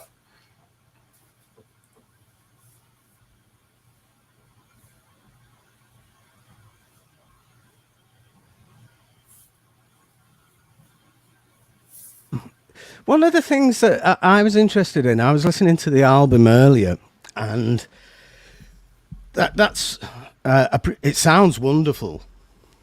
Thank you. But I mean the new album, Imaginary Trains. Yeah, I was going to ask about the title. I gotta plug. Yeah. Why Imaginary Trains? What is the thought? So the whole thing about this album is my love and the influence that German electronic music has had. Yeah. So the very first time I ever heard Tangerine Dream was watching Tom Cruise and Rebecca De Mornay get it on the L train in Chicago in the movie Risky Business in 1983. And I heard that track and I was like, what is that? And that was the first time I had ever consciously knew about Tangerine Dream. And then from there, it just turned into a forest fire of me buying records and CDs and getting into it and then seeing them live a bunch of times. And Tangerine Dream, I think, is a huge influence on me sort of philosophically. So I think if you listen to my music versus their music, especially this new album versus like some of their classic music, you'll see things that I clearly like. I clearly like. I love that kinetic, arpeggiation sequence thing. I love that, whatever. But my music's really melodic. My music is very soundtracky. It has, I go to places that their music doesn't go to. So I'm very clear that Tangerine Dream is a influence, the way Kraftwerk is an influence, the way Klaus Schulze is a influence. But this album is really about celebrating those influences and saying, okay, well, if I was just completely sort of unbridled and unabashed in my love for this music, what would it sound like? And what's interesting is some of the places that I went to on this record, it sounds like almost pop. I did this really wonderful song at the end of the record with Donna Lewis, who you guys might remember from the 1990s. That's like an ambient pop song. And I can't even explain where it came from, but I love it. And it's terrific and it's cool and it does its thing. So I think the record in some ways was me sort of using the German electronic music as sort of a starting point, but that's definitely not where it ended up. Yeah. I was going to ask, was it recorded in your studio there? It was. It sounds great. It's all through the TF1 as well. No, actually, it's the TF1. The TF1 is my sidecar mixer for all my hardware. Right. So I hate patch bass. So what I like is I like having things up all the time. And if I have an idea, I can just kind of go to wherever, and everything's up all the time, and the TF1 is just up all the time. So again, it's another like workflow thing, because in the 90s and the early 2000s, I had one of these 100-point patch bays, and I had all this stuff, and I hated it. It drove me crazy. And what would happen is like I would make patches, and then I wouldn't touch the bloody patch bay for a month. It would just everything would just stay patched the way it was. But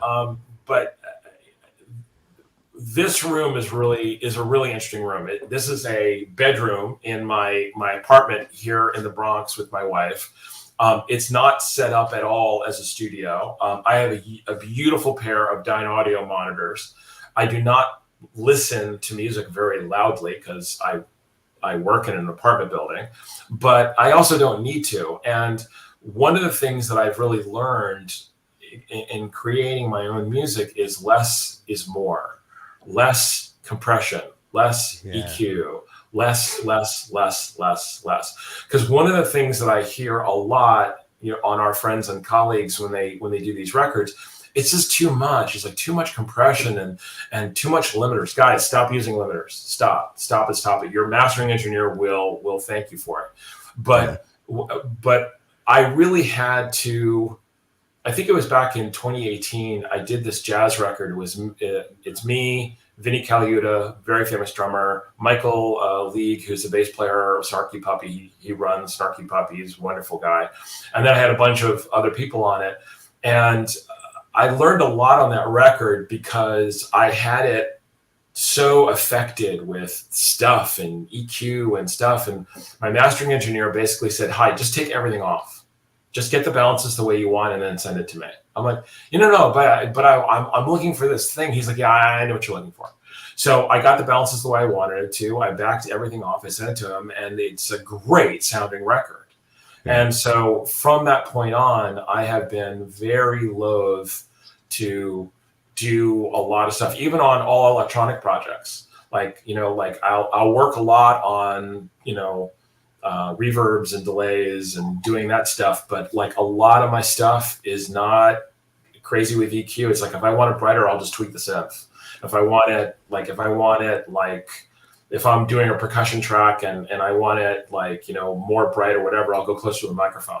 I've gotten very like, I don't know, sort of absolutist about making as few things plugged into the audio chain as possible. And I think that has made such a difference in the sound of my thing. And then for this record, we did something which I thought was sort of crazy, was I made stem mixes of all the tracks, and I gave it to my friend Tom Eaton, who's also my mastering engineer, and he did Atmos mixes of the entire album. And so if you guys have, you know, any ability to listen to Atmos, or if you're on Apple Music and you have, you know, AirPods or whatever, and you want to listen to it, the Atmos mixes that Tom did are amazing. It's like and you can actually hear a lot of the stuff that I was doing with the synths, and you can hear like how I was stacking sounds, and because most of the tracks on the record have more than 100 tracks, and I think one of them, the Journey to Light's Edge actually has 200 tracks on it. So I did. There's a lot of stuff. There's a lot of stuff happening. Yeah. Some like real precise work there as well to get all them parts to work together and not to sound cluttered, because it sounds quite spacey, the album, and very, very lush. I was wondering what equipment was featured in it the most, maybe. So people who are sort of who know me on Instagram and whatever, everyone's like, so what happened to your Schmidt? Well, I used the Schmidt on the first part of this record, and then I sold it because I could still get as much money as I paid for it, and I bought other stuff. So the Schmidt, but I will say that I would say about 75% of the sounds of this album are plugins. Right. And so people have asked me over and over again about the pads. So Arturia, CS80, that plugin is one of my all-time favorites. I can use that, like I can whip through that thing like crazy, and there you go. All of the leads are my Mini Moog reissue, which I love, and I worked really hard on getting that sound, and I love the sound so much that I actually use that sound on pretty much all 11 tracks on the record. So it became kind of like my lead solo voice for the record. But then a lot of like the arpeggiation stuff and the sequencey stuff that I did is a combination of a bunch of things. The ARP 2600. I made all of these loops and textures on my Moog System 15. There's a lot of stuff that I did on the Mother 32 and some Harmonicon, my little Moog semi-modulars, because they're really fast. And again, like I'll throw stuff down and like I'll make a little loop and I'll throw it into Logic, and then I'll cut it up and I'll process it, and then it becomes the beginning of something or the middle of something. It's like, who knows? But my real secret weapon is KEYZ. I use a KEYZ sound design workstation. I've had one for 20 years. It's my favorite box to tweak things on. And sometimes I use KEYZ for just doing signal processing. Sometimes I'll use it to create sounds. Sometimes I'll use it as a way of supplementing, like I'll run the Mini Moog through it, or I'll run the Moog 1 through it, or I'll run something through it, and all of a sudden, like I'll put something on top. It's an incredible box. And what's interesting about the KEYZ is that most people know KEYZ as a sound design workstation for Hollywood. So like the guys for Sprocket, for Lucasfilm, Ben Burt and those guys use KEYZ a lot. And so I got into KEYZ for doing sound design for commercials. So I was transitioning out of this Inclavier, and I wanted a really robust environment. So I was actually talking to one of my friends in Hollywood, and he was just like, oh man, you got to go KEYZ. So I checked it out. I loved it.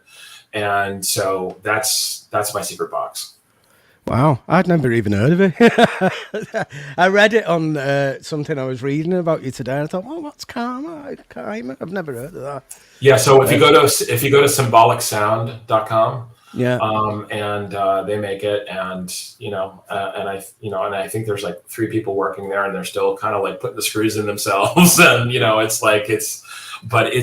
a great box. It's a great box, and the software. They've done a really good job actually with keeping up with things, and because I'm as a Synclavier person, you're constantly sort of apologizing for the fact that your system's 15 years behind, but with Kaima they've done a very, very good job staying on top of things. wow. Yeah, it sounds interesting. Got a couple of questions from the chat. Jim wants to know what model your Dyne audios are. They are Core 7s. Core 7s. And I do not have a sub, because if I had a sub, I would no longer be in this apartment. Right. And Ben from Musings wants to know what time your stream is in GMT time. It's 1:30 in the morning. So Robbie, of course, castigated me viciously online. And I said, Robbie, calm down. If you go and you get a ticket, you can watch the stream anytime for the next 3 days. So if you want to get up tomorrow morning and you want to watch it, it'll be there. Right. What is Michael's favorite keyboard, whether synth or otherwise? Ooh, Sasquatch. brutal question, Mr. Sasquatch. That is a brutal question. So, I think it's more like, what's my favorite keyboard in certain situations?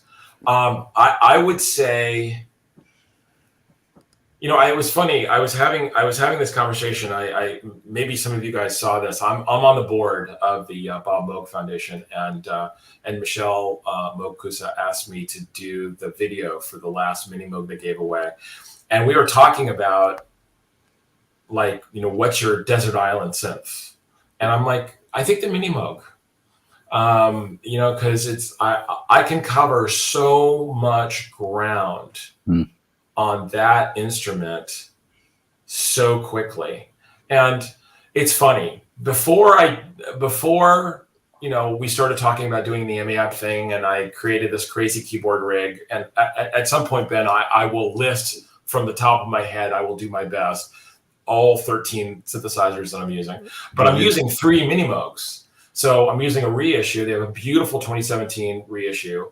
They have an RA Moog that is serial number 16, for goodness sake. So so Dr. Moog must have put some of this together. And then the other one is Bernie Worrell's mini Moog. And at one point in the show tonight, I have dialed up, hopefully the guys have not changed this, I've dialed up this amazing bass sound. And, and mini Moogs all have their own sort of, thing to it. But I think my all-time favorite synth is a mini Moog, followed very, very closely by my DX1. The DX1, I got a DX1 when I was in college. I had done some work, and my mom helped me pay for my DX1, and I was doing sound design. I remember sending sounds to Eric Persing, early on in my life and whatever. And so before, we were talking about workflow and how your brain thinks and whatever. And so my brain just is totally okay with that stupid Yamaha, workflow thing and whatever. I love the display. I love that thing. But if someone said, what's the one synth? Mini Moog. Right. Great. Another synth-related question. I noticed that you have a Moog one in the background, and John Simpson wants to know how you're getting on with it. So, have you guys ever dated someone where you are telling your friends, you're trying to figure out how you're going to break up with them, but then on the weekend, you get it on and you're kind of like, okay, well, maybe this isn't so bad. We'll see what happens next week. Yeah. That's my relationship with the Moog One. So there has been so many times where I've wanted to carry this thing out and just put it out on the fucking street in the Bronx and just be like, see ya, goodbye. I don't give a shit what happens to you. Rain, dog shit, I don't care, goodbye. And then there will be some weekend where I'll come up with some sound or something will happen or whatever. And you'll go, God, this thing is just glorious. But then like an hour or two later, the oscillators will do that weird oscillator thing because Moog can't figure out like their own operating system for reasons I'm not quite sure I understand. And then like, you know, so then my little fantasy thing is over and then I have to kind of like go back into like fixed mode. So I have a love-hate relationship, and I mean hate, capital H, and then we go kind of into like a honeymoon period and then I go back to hate. But it's still here. It's still here. It's all over my new album. Like, so one of the combinations you'll hear on the album a lot is Spitfire audio, Hans Zimmer cello with Arturia CS80 pad, and then pad from the Moog 1 sort of sitting on top, kind of doing that kind of like warm kind of rumply thing sort of on top of it. And that's probably on 3 or 4 songs. And then there's another pad. It's on Distance with Donna Lewis, and I think it's on The Wayward Son, where it's like this big kind of like pad. That's all Moog 1. Like there's not anything in the room that can even touch that. Yeah, it's like okay. Huge. Yeah. We already know the answer to this question, I think, but I did promise that I would ask. Is there a DX1 underneath the Moog 1? There is, in fact, a DX1 under, and over my left shoulder is a sequential Pro 3, which I absolutely adore. Like I own my 2 favorite sequential keyboards, the Prophet 5 and the Pro 3. So I know lots of people would take exception. My 3rd favorite sequential keyboard would be the Prophet VS, which I really wish Dave finds a way of reissuing that someday. Yeah, I love my DX1, and I'm in the middle of a bunch of things right now. I'm actually doing a new jazz record, and I would say half the tracks are DX1. Wow. It's like, yeah. So like there's a lot of DX1 on that record. I'm having a really good time with it. Yeah, you love the DX1. Can't stand it, I don't think, can you? It's only because I have to move them around. Right. Now, going back to the EMEAPP stuff, Wagyu asks if you could talk about one of the keyboards that you're using in particular. Just give us a little bit of insight into the GX1. The GX1. Okay, so I know a lightning bolt is going to come and kill me right now. So it's been really nice talking to you, gentlemen, and I love you both. So I think, and I have to find it. There's even a Keith Emerson interview where he says this, because at one point he refers to the GX1 as an organ, and then he's like, well, you know, it's a synthesizer, but it's really kind of like an organ. So the GX1 is a beautiful, beautiful instrument that's really set up for performance. And you'll see tonight, like I do a bunch of things with it. It's not even aftertouch. It's like you can physically move the keyboard, and you can put vibrato, and you can do pitch bend, and you can do all kinds of assignable effects on it. But the basic architecture of it is very organy. And so the sound is terrific, but it's kind of limited. So it's not, that's not the synth you're going to go create a lot of different kinds of sounds.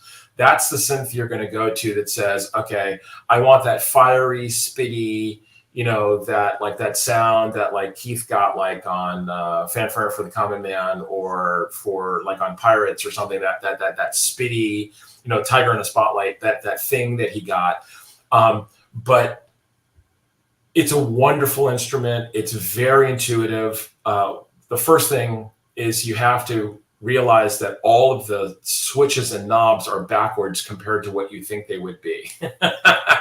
So if you think you push that way to make something happen, it's like, no, you're going that way. You're actually going the opposite way to make anything happen. So that takes that. So people are like, I don't understand. Why are you going to EMEAPP so much to rehearse for the show? I'm like, well, because half of it I have to I'm looking at the GX1 because like I don't want to play it and just be like, pulling on something and being like, oh wait, I'm going the wrong way. So the GX1 is terrific. It's a really, really interesting synthesizer, but I think it's sonically limited a little bit. We had, just full disclosure, we had some interesting tuning problems with the third manual, the little solo keyboard, the top thing. But it's electric to play it. And, and you think about all the people who played it and all of the music that, with John Paul Jones and Stevie Wonder and Keith and Benny Anderson from ABBA, like all of the music they made on this thing. It's a really, really wonderful instrument, but it's really, really set up for performance. I don't think it's set up for sound design. And I'm saying this as a sound designer. And what's really interesting is right next to it in my setup is a Yamaha CS80, which is set up for sound design. Like, so that's that. So basically they took all of the parameters and, all of the circuits and stuff that they built on the GX1 and they put in the CS80, but they gave you control of them. And so the thing that I love about the CS80 is like, it's just like, it's kind of up for, hey, where do you want to go? Oh, you want to go do that? Oh, great. Like, oh, no, you want to go do that? Well, let's go do that. And the GX1's not like that. It's more like, hi, here are the 16 or 20 or 25 sounds or whatever that I can do, and this is what you're going to get to that. The CS80 is a sound design, ridiculous thing, and you can go into so many different permutations and things you can do with it. It definitely has a quality of sound to it, but man, it's so flexible. So I think what Yamaha learned with the GX1 is we've created these incredible circuits, we've created this interesting sound. Now we want to give people the ability to control it. You're muted. You're still muted. It's muted. Sorry about that. You're muted. No, you know what? Actually, Ken. Ken, me and Ken, we're going to sing the muted song. You're muted. You're muted. Take a drink. That's right. Yeah, I was going to ask, because you created the album on a specific set of equipment, and now you're performing it live with a considerably different set of equipment. What kind of challenges has that posed to you, and how have you got around them? Ben, that's the $64,000 question. That's great. I mean, so here's the short answer. The short answer is this concert is not going to sound like the album. So if I didn't spend any time thinking about how am I going to recreate that sound on this gear. Yeah. So what I did was I created sounds on the gear that I had at EMEAPP, and now I'm going to kind of interpret my own album, and I'm going to kind of go through the jungulations of it, because basically, like Tangerine Dream and lots of other electronic people, I'm playing to a sequence. And so what I've done is I've taken out about 50% of the stuff from the album, and I'm playing it live. Yeah. But what I've done is I've changed the mixes from the album considerably. So it's like, I would say that the mix tonight, I have my fingers crossed, the mix tonight is going to be much more edgy. It's much more distorted. They're like, the percussion is turned up, like the cool, all the hundreds of little voice samples and stuff like that. You're going to hear all that stuff. And the sounds that I'm using on the gear are definitely edgy, and they're definitely like coming from not thinking about replicating the album.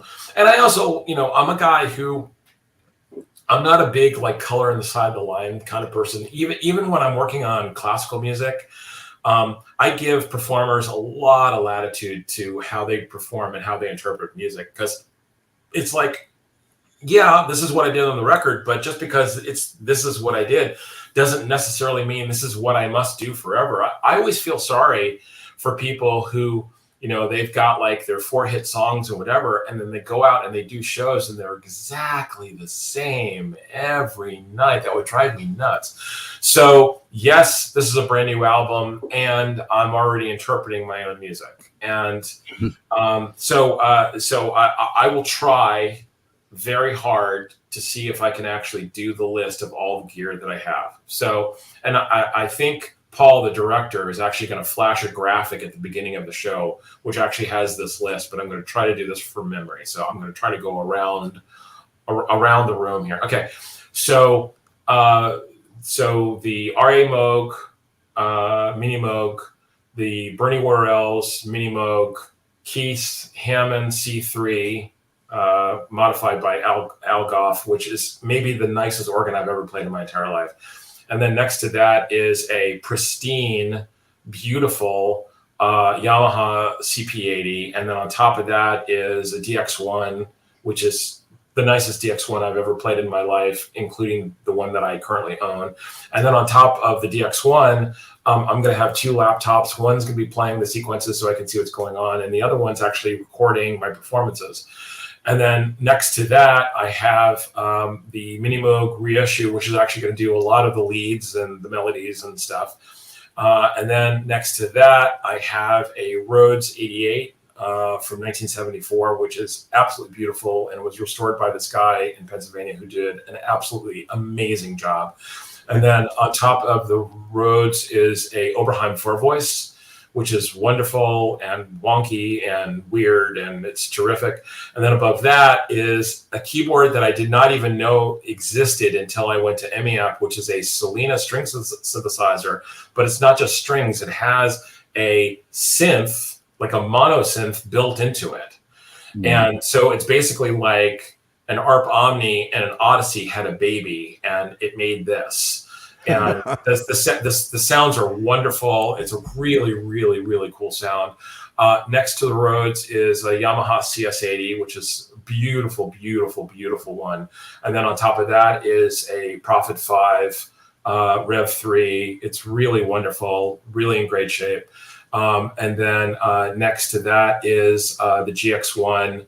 And then on top of the GX1, I'm using the Moog 951 controller keyboard for Keith Emerson's modular Moog. So there you go. Superb. Look at that. I mean, that's something in itself, isn't it? Yeah, it's and the guys are lighting the Moog tonight, and it's going to have all kinds of colors, and it's going to be kind of like this presence in the room. It's like, hello, I'm waiting for you to use me. Play more notes on me.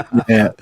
So it's real cool. So for us in the UK, the concert's on at 1:30 in the morning, but it is going to be available on catch up for 72 hours afterwards, isn't it? I think. Correct. Is it 72?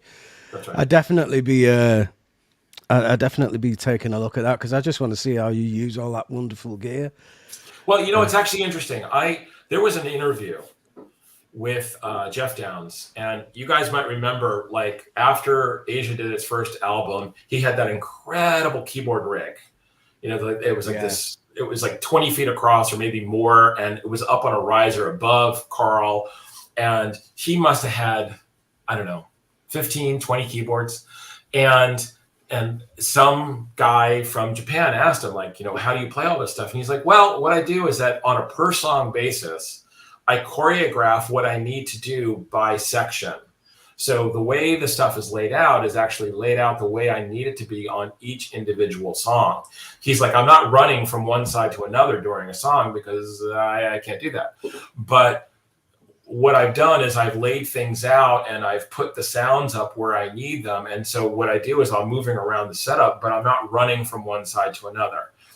Tonight, I'm not going to be moving from one side of the room to another. What I'm doing is, again, I've kind of set things up so I can play in this sort of region for this song, and then I'm going to play in this region for this song, and then I'm going to play in this region for this song, and off you go. And so, because if people are going to be, thinking that I'm like, playing 13 synthesizers in every song. I don't want to disappoint you now, but I'm not going to be. So it's just, but there is a couple of surprises. I don't want to give anything away, but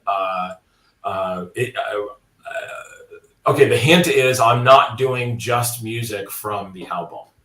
I know what you're doing. Yeah. There you go. Calm down. Everyone just calm down. So there you go. Yeah, and it costs it's $10 a ticket, isn't it? $10, which is but what all of the profits go back to EMEAPP.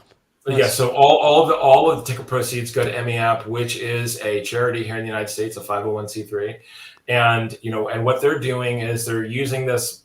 I mean, their power bill is $3,000 a month. Wow. Which if you go there, you'll be like, yeah, I totally understand.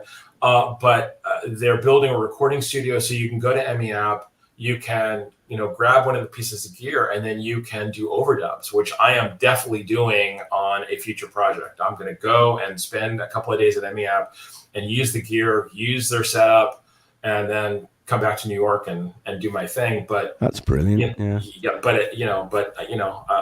they have 6 Moog modulars. Wow. So it's like, okay, well, now I don't have to buy one. Thanks, guys. So I can drive to Pennsylvania, do some overdubs, and then go home. And then I don't have to worry about calling, a poor person like Kent and being like, the care and feeding this thing is driving me crazy. Help me. Oh my God. Kent, you could do the British version of EMEAPP in yours, couldn't you? Really, I think.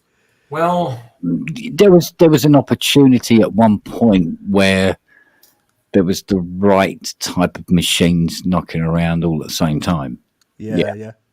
But it would have been, literally Fiona standing there with an iPad while I just ran around the room smacking keys left, right, and centre, hitting things with hammers. I don't think we have anything like that over here, though, do we? We don't have anything quite to the level of EMEAPP, no. No, not on the world. We should.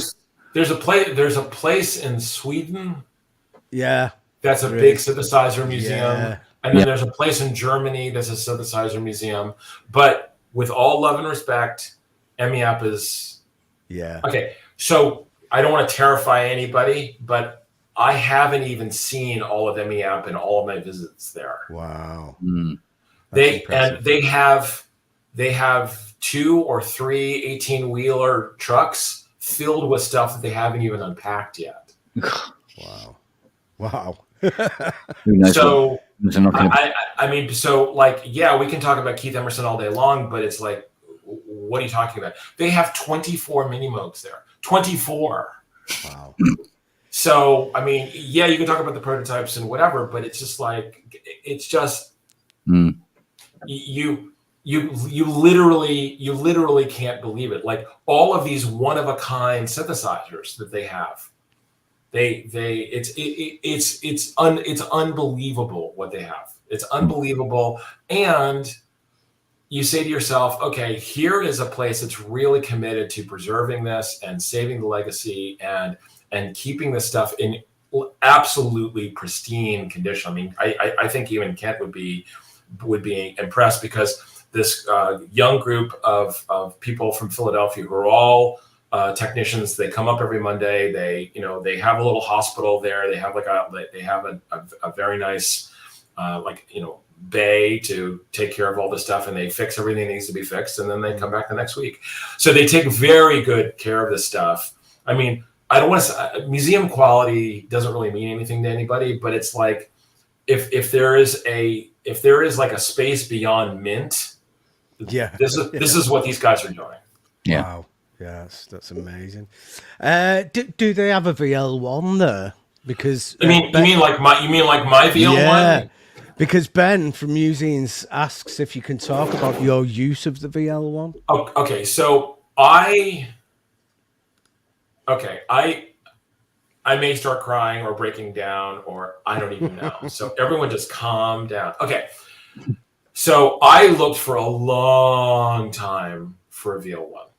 A long time. So in the 90s, I had a VL1 when they first came out. I absolutely adored it. It's featured on a zillion TV things and records and things I did and whatever. And then at a certain point, I think it's when I moved to Boston, I decided, okay, I should sell this. And it was maybe the stupidest thing I ever did. It was like one of those things, like the moment I sold it, I was like, oh my God, I've got to get another one. And so it's taken me 20 years to find another VL1. I absolutely love this instrument, and I am so excited because a friend of mine found, like in some like back room, all of the original floppy disk sound library for it. So now not only do I have the sound library that I have for it, but now I'm going to have all of the extra Yamaha sounds for it. Wow. Also, some little company in Turkey makes the new breath controller. They make the BC3 now for it, which is really nice. Yeah. You can buy it on bloody Amazon. So like I did. So and it works great. So I love the VL1. It's one of those synthesizers where I don't quite understand why Yamaha would go through the research and development to create such an amazing synthesizer and then basically abandon it.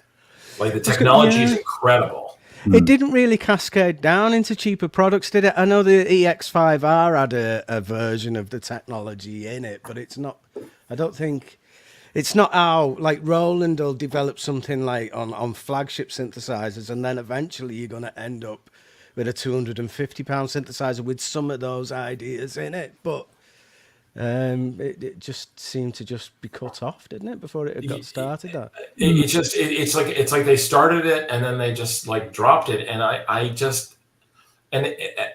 okay, it does take a little bit of getting used to. Yeah. So when you play it, it can sound a little weird, a little wonky at first until you understand like what's actually happening.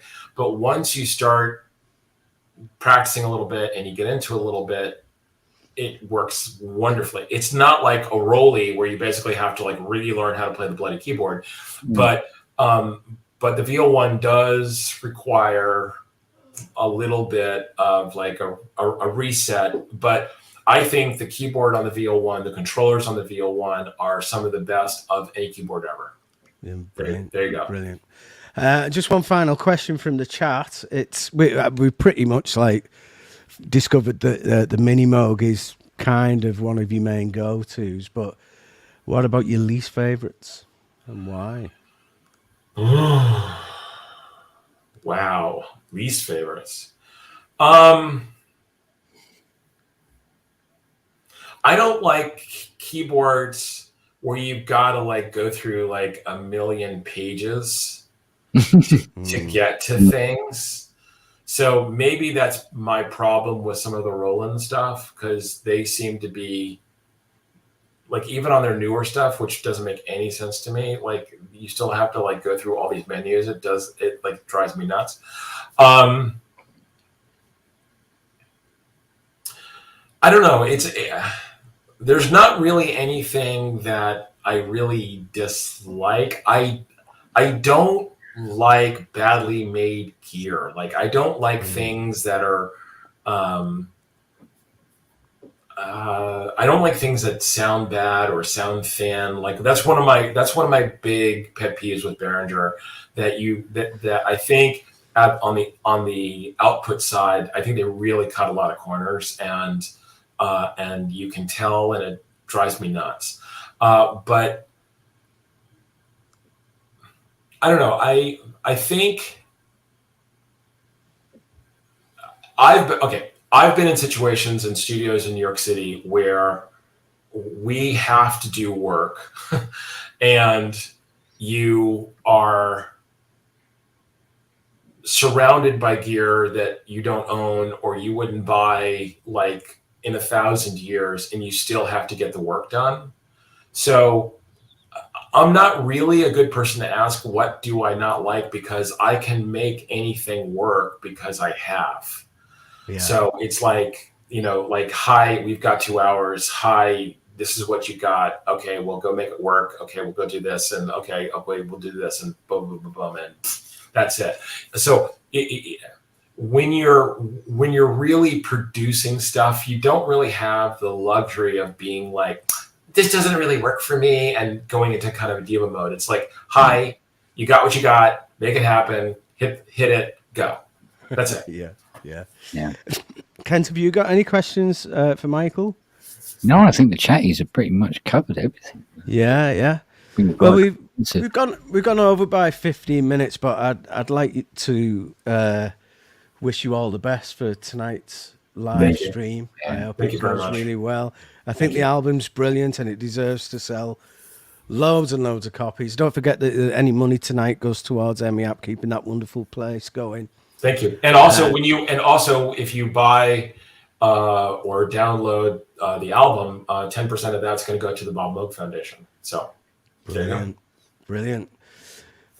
So apart from the concert, have you got anything else for the immediate future lined up? I'm working on a bunch of records. I'm actually going to announce it in a week or two, but I'm doing this group project, which I'm really, really, really, really excited about. I'm playing with some people that I've really wanted to play with for a long time. And then I have a Christmas project that's going to come out this year, which I've had sort of sitting on the shelf for a very long time. So that's going to finally happen. Which is actually all vocals. It's a vocal project and did some really cool things. There's some surprising people on it. I think when people finally see the list, they're going to be like, wow, this is going to be interesting. I'm really excited about that. But I'm working on 2 movies right now. I'm the music supervisor and the composer for 2 movies right now. And I'm very, very excited about what's going to happen. So brilliant. I have my fingers crossed. Fantastic. Well, we wish you all the best for tonight. Hope it's a brilliant success and like to see more of that kind of thing, to be honest. I think it's great that we can get to see people performing live and using this wonderful gear as well. But please like this video if you did like it, and share it. You know, the more people that we can get involved in the Pro Synth Network, the better. Kent, what about you? What have you got coming up? I've got a mountain of machines that I have to get done and out for one reason or another. A shed to finish, 30 or 40 huge stack of boxes of stuff that needs to be tipped out all over the lawn and sorted out. So not a lot really. Yeah. Wow. we're still working on original stuff for the band. Hopefully trying to make an album ourselves, see how that goes. Phil, one of the band members, he's gone into a prolific writing mode. He's coming out with like ideas every few minutes. Can't keep up with him. It's going to have to be a quadruple album at this rate. But that's what we're doing at the minute. I'd like to thank everybody who's watched and joined in the chat. To the moderators that do a sterling job every week in, week out. Stay tuned to the Pro Synth Network to see who we've got coming up. Immediately in the future, we have got Andrew Longhurst coming up on the 6th of May. Dan Goldstein from Cherry Audio coming up on the 13th of May. Jim Danica, again, who produces those great backstage pass things for main stage. So we've got quite a few good guests coming up, and we've got some more, even more lined up. We're just negotiating that now. I'd just like to thank Michael and Kent for joining me tonight as well, and thank Vicky for her help on the production side. At the back of me there, you can just see her there. There she is. She did a great job, and I appreciate it. Thanks for joining us. And I hope it's not too soon before I have to do another one of these. You did great, man. You did great. Thank you. See you soon, everyone. Bye. Thanks for watching.